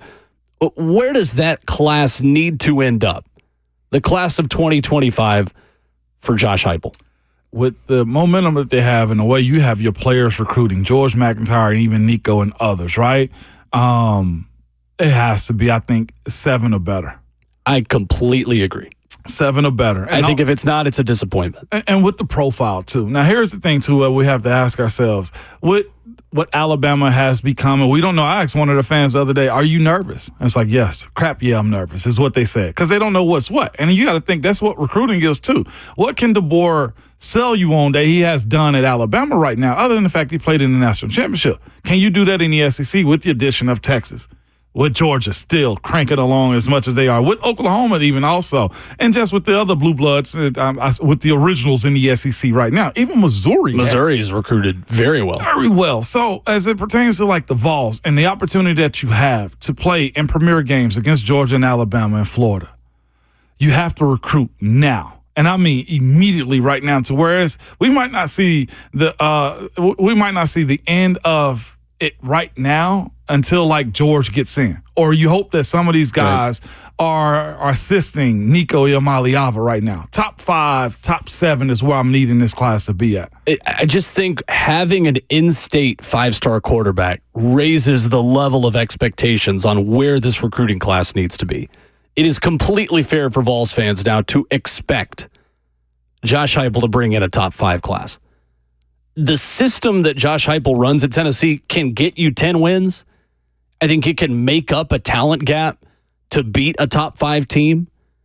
I don't think, though, that system means you can contend week in and week out with the Alabamas and Georgias every single week, because there's going to be a slip up against the South Carolinas of the world. There's going to be road trips to Georgia where you are not the most talented team, and the talent gap is so large that the system you run doesn't make up for the fact that Malachi Starks and these 5-star Georgia defensive backs are just better when the ball is in the air than your wide receivers, who are 3- and 4-star prospects a lot of the time. And that Jordan Davis is just going to roll over your 3- and 4-star offensive linemen. Like, we talk about it all the time. There is no level of talent acquisition that is more directly correlated to success than college football recruiting and college football wins. We need to see it now from Tennessee. There are no excuses for this recruiting class to not be a very, very, very strong one. None whatsoever. And here's the other side of it. So if your profile really will change. Like, I think a lot of people see Georgia's like quarterbacks want a position like, okay, we got to see what it's going to turn into. And I think you can project it to be good. The same way Raiola is going to Nebraska. Correct. The way Florida was about to pay a guy $13 million. And there's a legacy connection there with Dylan Raiola. His dad was at Nebraska as well. But with that being said, the quarterbacks play a huge part. But when you start getting, and Andy Staples said it, you start getting bigs, David Sanders, I think the profile jumps up even more for how they recruit and what level. That's the thing right there is there's levels of how you're allowed to recruit too. A lot of teams, and I'll throw a team out there. Let's go Arkansas right now currently. I don't know how huge Arkansas is as far as being able to recruit top tier 4 and 5 star guys. Yeah, they're not doing it. Is that fair to say? Or Texas Tech, right, for football. I don't know if they're recruiting consistently top 4 and 5 star guys like a Texas is. The only team that's really been competing in the elites and had a chance to win the whole thing was Washington, doing it with a bunch of 3 and 4 star players. But they had a 60-year, 25-year-old quarterback. Yes. And with that being said, though, too, here's the other side. You get a guy like David Sanders. Right now, you told me about it, and I went and read this article on the number 1 edge player in this next recruiting cycle. Isaiah Gibson ended up changing his official visit from Florida to Tennessee. Yeah, June 14th. That's the latest news on that. These are the things that you want to happen. And especially on defense, Tennessee's defense has got to be more talented than its offense from a recruiting standpoint, always. Because your offense can make up for the talent disparity a little bit by running the tempo and just having a really good scheme. Defensively, the burden on that defense is so high considering how fast the Tennessee offense moves that you can be a great per play defense and you can be a middle of the road defense if you're Tennessee. They've had a really good yards per play defense in SEC play, and they're still middle of the road to bottom of the SEC because they see so many plays. You've got to have a star-studded defense. And luckily for Tennessee, they've got a top 5 to top 10 pick rushing the quarterback this year in James Pierce. But this is also what happens, again, we speak about what level are you allowed to recruit at? That's the differences right there. Is now they're in high conversation with like true 5 stars that 3 years ago, you was just trying to get 22 players on campus. And being second place for those 5 stars does nothing for you. No. Like being Jordan Seaton's second choice. 5-star tackle out of IMG who's going to Colorado. Yeah. Tennessee was probably runner-up. Yeah. Does nothing for you. Close. They have to start closing on these guys. Otherwise, Tennessee's going to be celebrating 10-win seasons. You're going to beat your rivals. You're going to go to Orange Bowls and Citrus Bowls. It's great. It's the next step that's the hardest. It's why college football is the hardest sport to win, other than maybe college basketball, a national championship in. The elites are so elite year in and year out. Coming up next, Jared Dubin of CBS Sports has written some things on the Titans offense. He's got win totals, and he will give us his thoughts of the Titans, the rest of the AFC South, coming up next.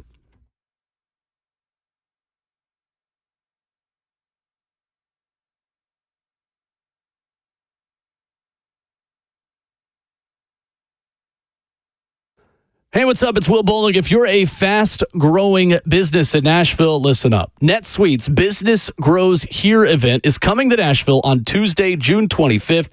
Don't miss it. Why Nashville? Well, because NetSuite knows Nashville is a hub for entrepreneurs with forward-thinking founders, a top talent pool, and pro-business leadership.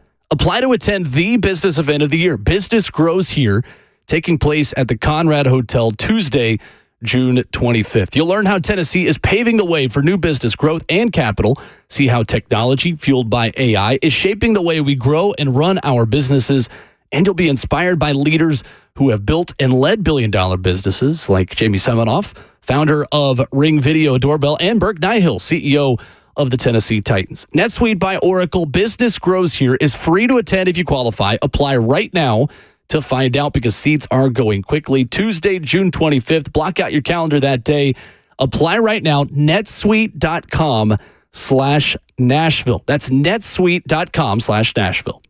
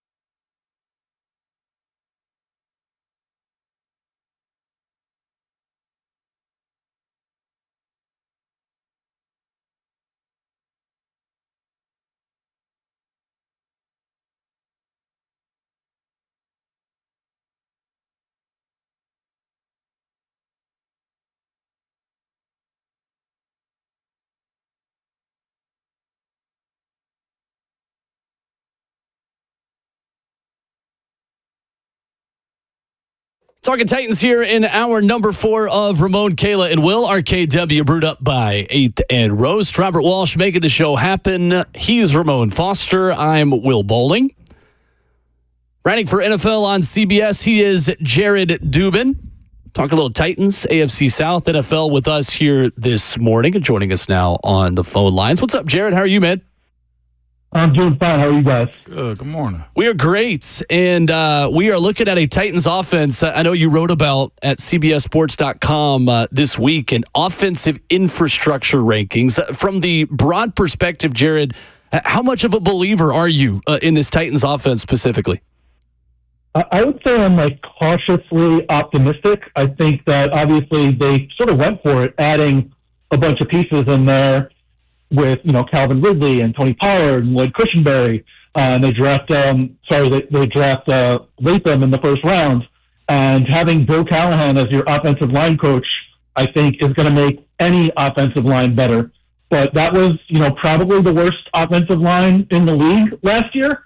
And I think it affected the way Will Levis played during the time that he was on the field. And when it comes to young quarterbacks, I just like to see a consistently high level of play before I have a ton of confidence in the offense. So I like the moves they made to sort of upgrade, but I can't necessarily be too confident that it's going to be an above average unit yet until we see it from them. And you wrote about this as well, CBSSports.com, your belief specifically in the wide receiver group. And you hear a lot of people say, oh, well, these are older wide receivers, right? What can you really get out of Hopkins and Ridley and Boyd at this point in their career? But you seem to like that trio specifically. Why is that? Yeah, I think if you watch Hopkins last year, he was still good, especially when they put him in the slot, which was a new thing for him. I don't know how much he'll be there now that they signed Tyler Boyd, but Boyd obviously comes over from Cincinnati where Brian Callahan was. He knows all the ins and outs of the offense, and I don't know if it'll necessarily be a copy-paste of the Bengals offense. If you look at Callahan's history, he wasn't just, in Cincinnati with Zach Taylor. He spent time in Detroit. He spent time, with the Peyton Manning offense. In Denver, he was in Oakland for a year when the Raiders were still there under Greg Olsen, not the tight end Greg Olsen, but the offensive coordinator Greg Olsen. So I think you'll see a bunch of different elements of that offense come in. And, they have Boyd in the slot. They had Hopkins, who, is sort of a prototypical X-type of receiver. And I think Ridley last year was sort of thrust into that role for Jacksonville, which doesn't necessarily fit for him. I think he's more of a Z-type guy that you move around and try to get, on outside stuff and get down the field. And I think that this will be sort of a better fit for him. And then I think you have, two backs that can both rip off big plays and can contribute in the passing game too. And, even Chigakonkwo was still there, and he can sort of make plays down the field up the seam or, with the ball in his hands. There are pieces there if they can get Levis to a place where he can play at, an average or better level. And I think that even though those guys are older in the receiver corps, they know what they're doing, and they have specific skill sets that can be, of use in, whatever style of offense that you want to run. Jared Dubin of CBS Sports with us this morning discussing Titans and NFL. I might throw a little NBA at you too, man. You mentioned, Will Levis having an average or better season. We've had the conversation a couple times about, hey, this is a somewhat of a make or break season for Will Levis simply because he's a second round pick. You got to figure out if he's the guy for the future. But if it's average and below, how do you assess moving forward with a guy like Will Levis that has these amount of weapons around him right now? Yeah, I think that's a really good and a really important question because obviously the coaching staff that's in there now is not the coaching staff that brought him in. And if he has, a slightly below average season, they might want to say, okay, we gave this guy a year to see what he was. And if we think we can upgrade, then we might want to try to do that. I think it sort of depends where you land in the draft, whether you decide we're going to give him another year to see what happens, or we're going to try to go make an upgrade now. Because if you are, if you're picking in the mid-teens or something like that, sort of just miss out on the playoffs or something, then, it's hard to say let's go get our new quarterback. But if he doesn't perform all that well and the defense doesn't take a step forward also, and then you're still talking about like a top 10 pick, then maybe you can say, like, even if we think that there's a possibility he turns into something, it might be time to make a move anyway, because we might not be up here again based on the quality of the rest of the roster. Is this also, speaking of the quarterbacks, is this one of the biggest profiles that the AFC South has had as it pertains to young, talented quarterbacks? C.J. Stroud jumped on the scene last year. I know we lost Anthony Richardson last year in the Titans game, but is this a division where more eyes will be on it, and it's important to get the quarterback correct moving forward? Oh, definitely. I mean, look where the AFC South was just like a few years ago. And now to have, Stroud, who looked like, one of the, 5-6 best quarterbacks in the entire league last year.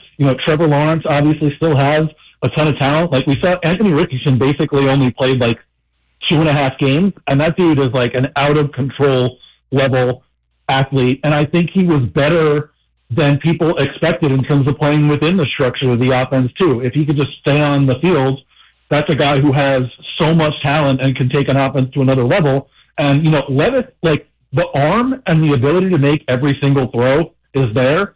Some of it is like being calmer in the pocket, being a little bit more accurate on some of the shorter and mid-level throws and intermediate throws.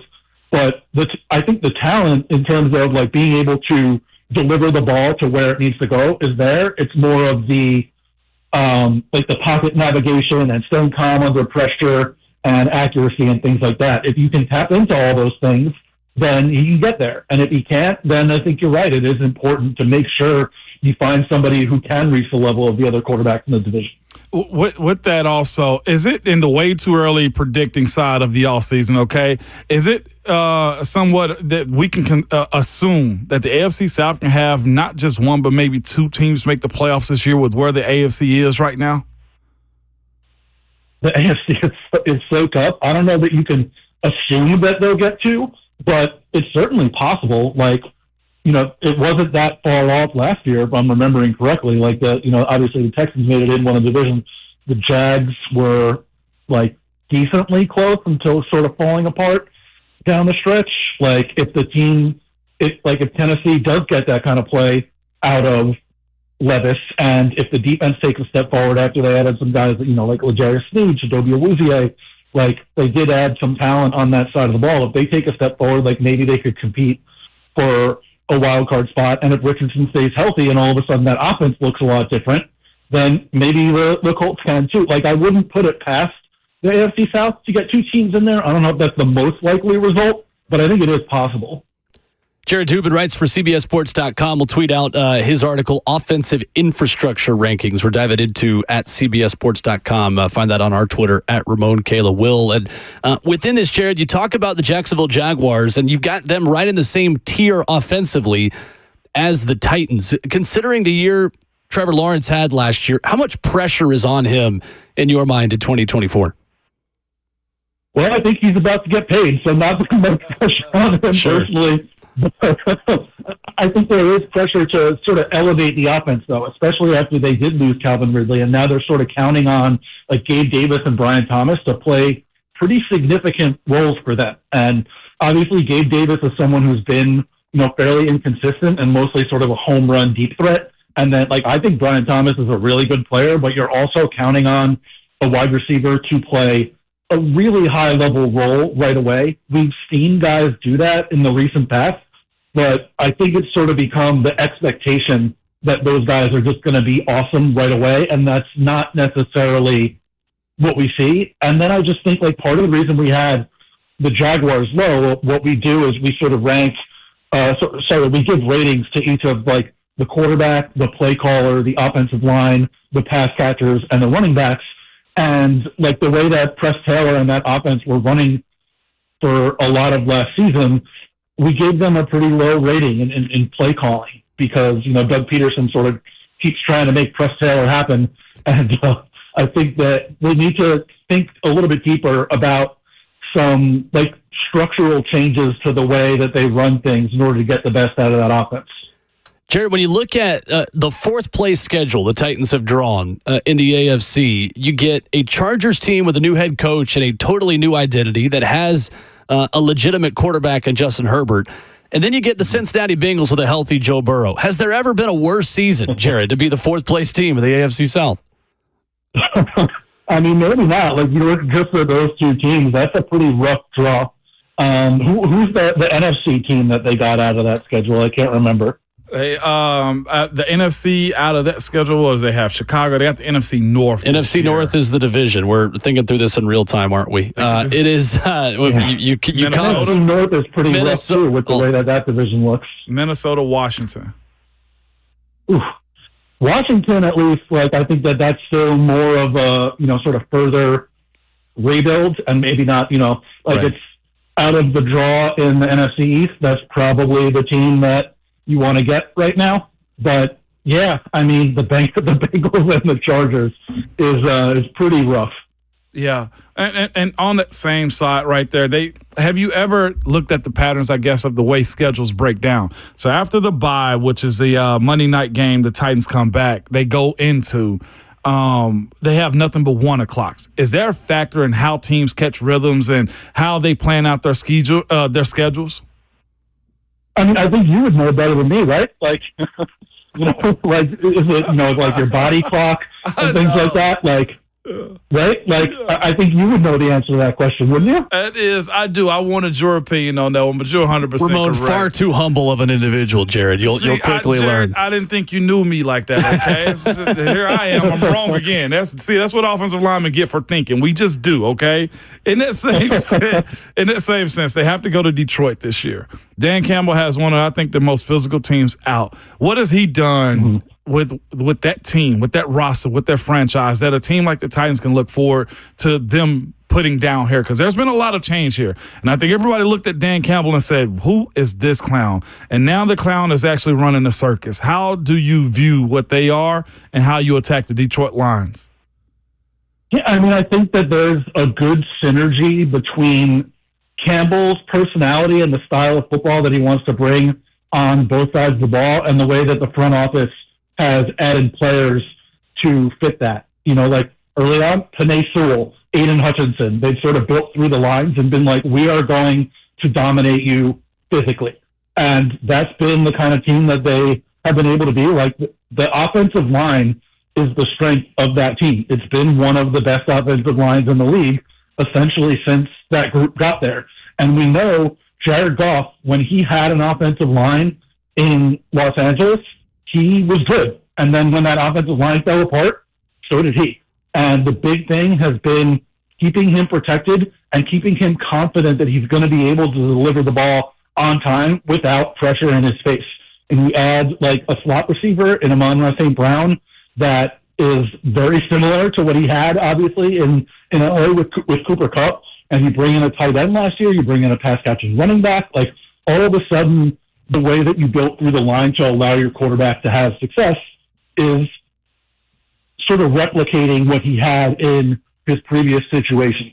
And I do still think they probably would tell you, like, they still want to get more physical and better up front on defense, but being able to build through that one strength of the really, really good offensive line allowed them to sort of exert Campbell's personality on the entire team. And I mean, the Titans did come in. They hired probably the best offensive line coach either ever. It's like him or Dante Scarnecchia.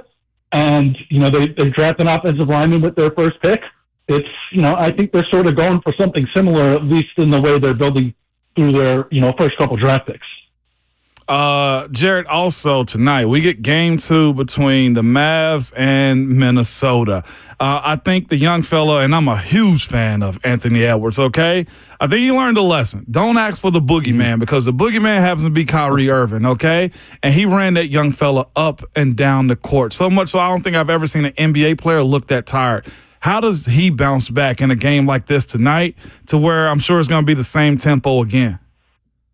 Yeah, I mean, I think you have to hope that the Mavs not having a 2-day rest advantage on this game sort of evens things out a little bit physically, especially with the way, like, Luka has been sort of ailing physically throughout the playoffs. And then Minnesota just, like, they need to ratchet up the defensive pressure from where it was last game. Like, their big thing is their length and their athleticism, and they need to use that to sort of frustrate Dallas and not let them get out on the break, make them slow down into the half court and try to finish, over, around, through like that thick of the limbs in the paint. And then Edwards, like, he just needs to be better, like he's a guy who has the capability to be, we've seen it before, to be a really high level individual defender. And he just didn't play well in game one. It happens even to guys that are really, really good. So, like, he's just got to pick up his level of play in addition to that. And also with that, too, Minnesota's in a unique situation. They got Cat, and they also got Rudy Gobert. I know Cat had a solid game, but when do they start taking advantage of their bigs being able to just swarm what Dallas is bringing towards them? Yeah, I mean, the big thing with Dallas during this playoffs is it's like that defense has essentially shut off the entire paint. And that is a lot different than the Dallas defense that we've seen, through, the first part of this year or last year. And that makes it, I think, difficult for Gobert to get to the things that he does well offensively, which is, setting screens and rolling hard to the rim. If that's not there, then it all of a sudden becomes a little bit more difficult for them to get things going in the paint. And I think that that's where Towns comes in. Like, he should be a matchup mismatch for them against whoever Dallas puts on him. He needs to sort of assert himself, use his ability to draw guys away from the paint, use his ability to get in the post and distribute the ball to their shooters. Like, he needs to be, Edwards always calls him the best offensive player on their team because of the variety of ways that he can beat a defense. And he needs to be a lot more like that guy. Also, one last one, as it pertains to the state team here, the Memphis Grizzlies. Can Ja Morant get back that superstardom that Anthony Edwards took away from him so far? I mean, I think he obviously has the talent. It's about staying on the court, right? Like, whether it's injuries or, his sort of extracurricular activities. Like, if he's on the court, I think we know he's going to be really good. We've seen that throughout his career. It's, staying healthy and, not going on Instagram. Not going on Instagram. Gets them every time. I love it. Gets them every time, Yep. Jared. Jared Dubin has been our guest, CBS sports writer, covering the NFL, covering all things basketball as well. We sent out that tweet of NFL offensive infrastructure ranking. Super interesting stuff. Jared, thanks so much for the time. We appreciate it. Thanks for having me, guys. Have a good day. Thank you. Jared Dubin joining us this morning. Coming up, wrap up the show, get you ready for the weekend, and get to headlines we have not yet covered when we come back.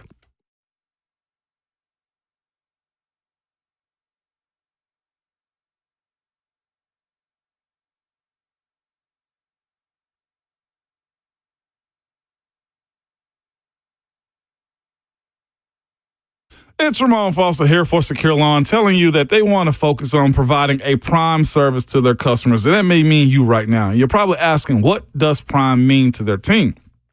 Well, it means having their team properly trained and prepared to provide a prime service, supplying their customers with expectations that will make them lifelong customers. They are local, which is a prime time thing here also. Again, I'm always a fan of shop local, man. Make sure you give back to the city because the city will give it back to you. But they've been servicing Middle Tennessee for over 20 years. They are punctual and make you sign no contract. So if you love them, you keep them. If you don't, you just call them and say, hey, we're going to move in a different direction. But I promise you this, if there are some issues, they will try to make it right no matter what, okay? So as this weather has started to change, you know it's about to get hot here. Some of your grasses and lawns will be stressed out because of the high heat. Get Secure Lawn over to your house to spray some of their awesome sauce on your lawn to help kill some of those weeds that love that hot heat also, but to keep your yard the best in the neighborhood. You can call them at 615-893-8455 or go to securelawn.com.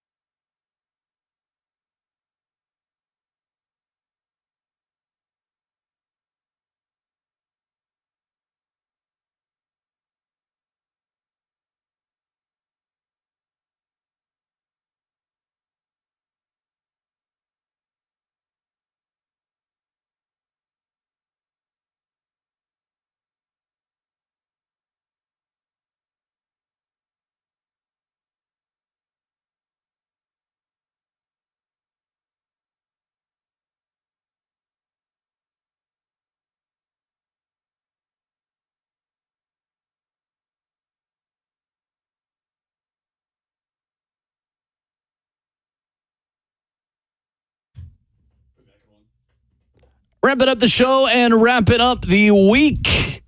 Honor Bowen, Kayla, and Will. RKW brewed up by 8th and Roast. A long weekend. Ramon, how you spending your Memorial Day?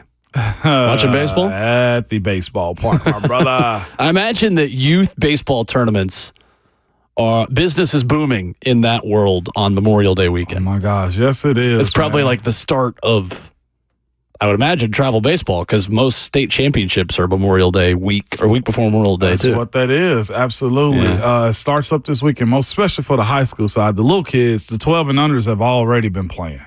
My youngest is about almost a month and a half into play That's right crazy. now. Yeah, and but he'll end early. RJ starts up this weekend officially. Nice. So yeah, I'd rather be barbecuing, but hey, support them kids. Somebody was barbecuing. FTK. Bert, what are you doing Memorial Day weekend? I'm trying to be drunk as a skunk in a water somewhere. If I'm being completely honest, Do you with have a y'all. boat plug, or are you asking for one? I have a boat plug, but I don't like inviting myself. I can find water. that's real. I can find water. If I was a dog, I'd be allowed. You know what I mean? Like I was born to be in the water. I go hippo mode when Sound it's like this my hot. girlfriend. When you're supposed to be in the water like this, just all you see is my big old forehead, my eyes hanging out. That's You're all. a hungry hippo. I'm telling you, I'll have a Corona floating just above the water. I'll ask of you, be safe. I hate these lakes around this time of the year because all I get to my phone is alert after alert after alert. Stay safe and out of the way for me, Bert. I got you. All right, I'll be appreciate safe. Cheyenne will be there, so hopefully she'll be able to keep me out of trouble. I don't know if that's a good thing or a bad thing for That's you getting in exactly- trouble. She might push me off the boat. She might be the reason there is an alert. So She your beneficiary? I'm saying, oh man. So I'm telling you, if something bad happens to me, all right, I'm gonna change it back now. If something bad happens to me, Cheyenne did it, y'all. Cheyenne did it. Come and get her. Yeah, I can't wait. Y'all wrestle. I don't usually make Memorial Day plans. I like to just go into it with nothing going on, and if a pool presents itself to me, then I will go there. I may just try to make a tea time and go play golf somewhere. You know, a bathtub's just a small pool, right? Yeah, you could much. take a beer in there with you. Beer showers. Shower beers. Oh, there will be a shower beer consumed at some point this weekend. Yeah, No doubt. I think we got games on Saturday and Sunday this weekend. So, yeah, I don't know when I'm going to pull the grill out. I'm supposed to go to a cookout and everything, man. I got that time of the year. Aloe sales are about to be up this weekend. Stonks. People just are about through the roof. People are about to be getting burnt for the first time. They're going to be all. I'm just telling you, man, it's tough. It is. But I enjoy it. This is the official kickoff of summer, right? For most people? It is. Essentially, it is. Yeah. And then the next time we have a kickoff of something, it'll be kicking off the football season, Labor Day weekend. Labor Day weekend. Yes, sir. I'm looking forward. Well, we got the 4th of July, too. Of course. That's a good point. And at some point, I do have to have you goons over to the house. I have to. You definitely do. Well, it's actually contractually obligated because you signed it in the offseason that was saying you were going to have us over. I did sign it. Yeah, you did. You're 100% correct. If I didn't have baseball, I'd try to invite y'all over this weekend. You don't think Keisha would let us say, don't bring them mangy people from that radio station up here? I already let Ron come over, and I told you it's just one. It's just one of them hooligans. That's good. And Julius up there in Sumner County. Julius gets to come over and have a stogie every now and then. Oh, now Julius wants to smoke a stove. Now that Robert has been dubbed the new best producer in the world. Yeah, we're gonna. So Julius Schaefer now gets cigarettes. Okay, Love that. I will give him some Virginia What Slims. does Burton get? I get the Cubans. I get the Cuban on Cuban. I will bring my pipe. Yeah. Oh, okay. Then we'll have something for that too. Okay. Again, like I am 55 going on, or I'm gosh, dang it, I'm 26 going on 55. Yeah, no problem. We'll have Pipe something. tobacco is. I don't think I've used that thing in. That actually years. smells good coming out of the pipes. It man. does. When you They see somebody do. smoking those, dude, you know that I they are inch a over there. distinguished gentleman. I inch over there, Bert. I'm like, okay, what you got going Thank over you. here, Pawpaw? Thank you. They're so hard to clean, though. I don't know if you ever had Yes. to clean one of those. I mean, literally, that's why pipe cleaners. Like, Yep. that's what they are. Pipe cleaners. I'm done with. I can't wait 3 minutes and we out of here, man. Not 3 what I minutes was and we out of thinking, here. but, yeah, the pipe smokers. It's sweet. It smells good, man. It's not too much, man. But yeah, That and cigars, the only thing I've ever needed. yeah, cigars. Nothing like a good stogie, man. Coming up tomorrow, 6 o'clock coverage, Nashville SC and CF Montreal from Saputo Stadium in Montreal. A Montreal team that has lost 4 in a row. They have not won in quite some time since March the 31st. The last time CF Montreal was victorious. Nashville trying to replicate its 4-1 win on May the 4th over their opponents to the north this weekend. I'll have the call along with Eddie Carvaccio. April 13th, last time that Montreal won. 6 matches unbeaten. Coming off a 5-1 loss at Toronto. Nashville's second game under interim head coach Rumba Mumbali. Looking forward to seeing the setup for the boys in gold up there. That's a big opportunity to get a road win against Montreal, the team that is 13th in the Eastern Conference this season. You get excited for this too, don't you? Yeah, absolutely. Yeah, 100%. Sure.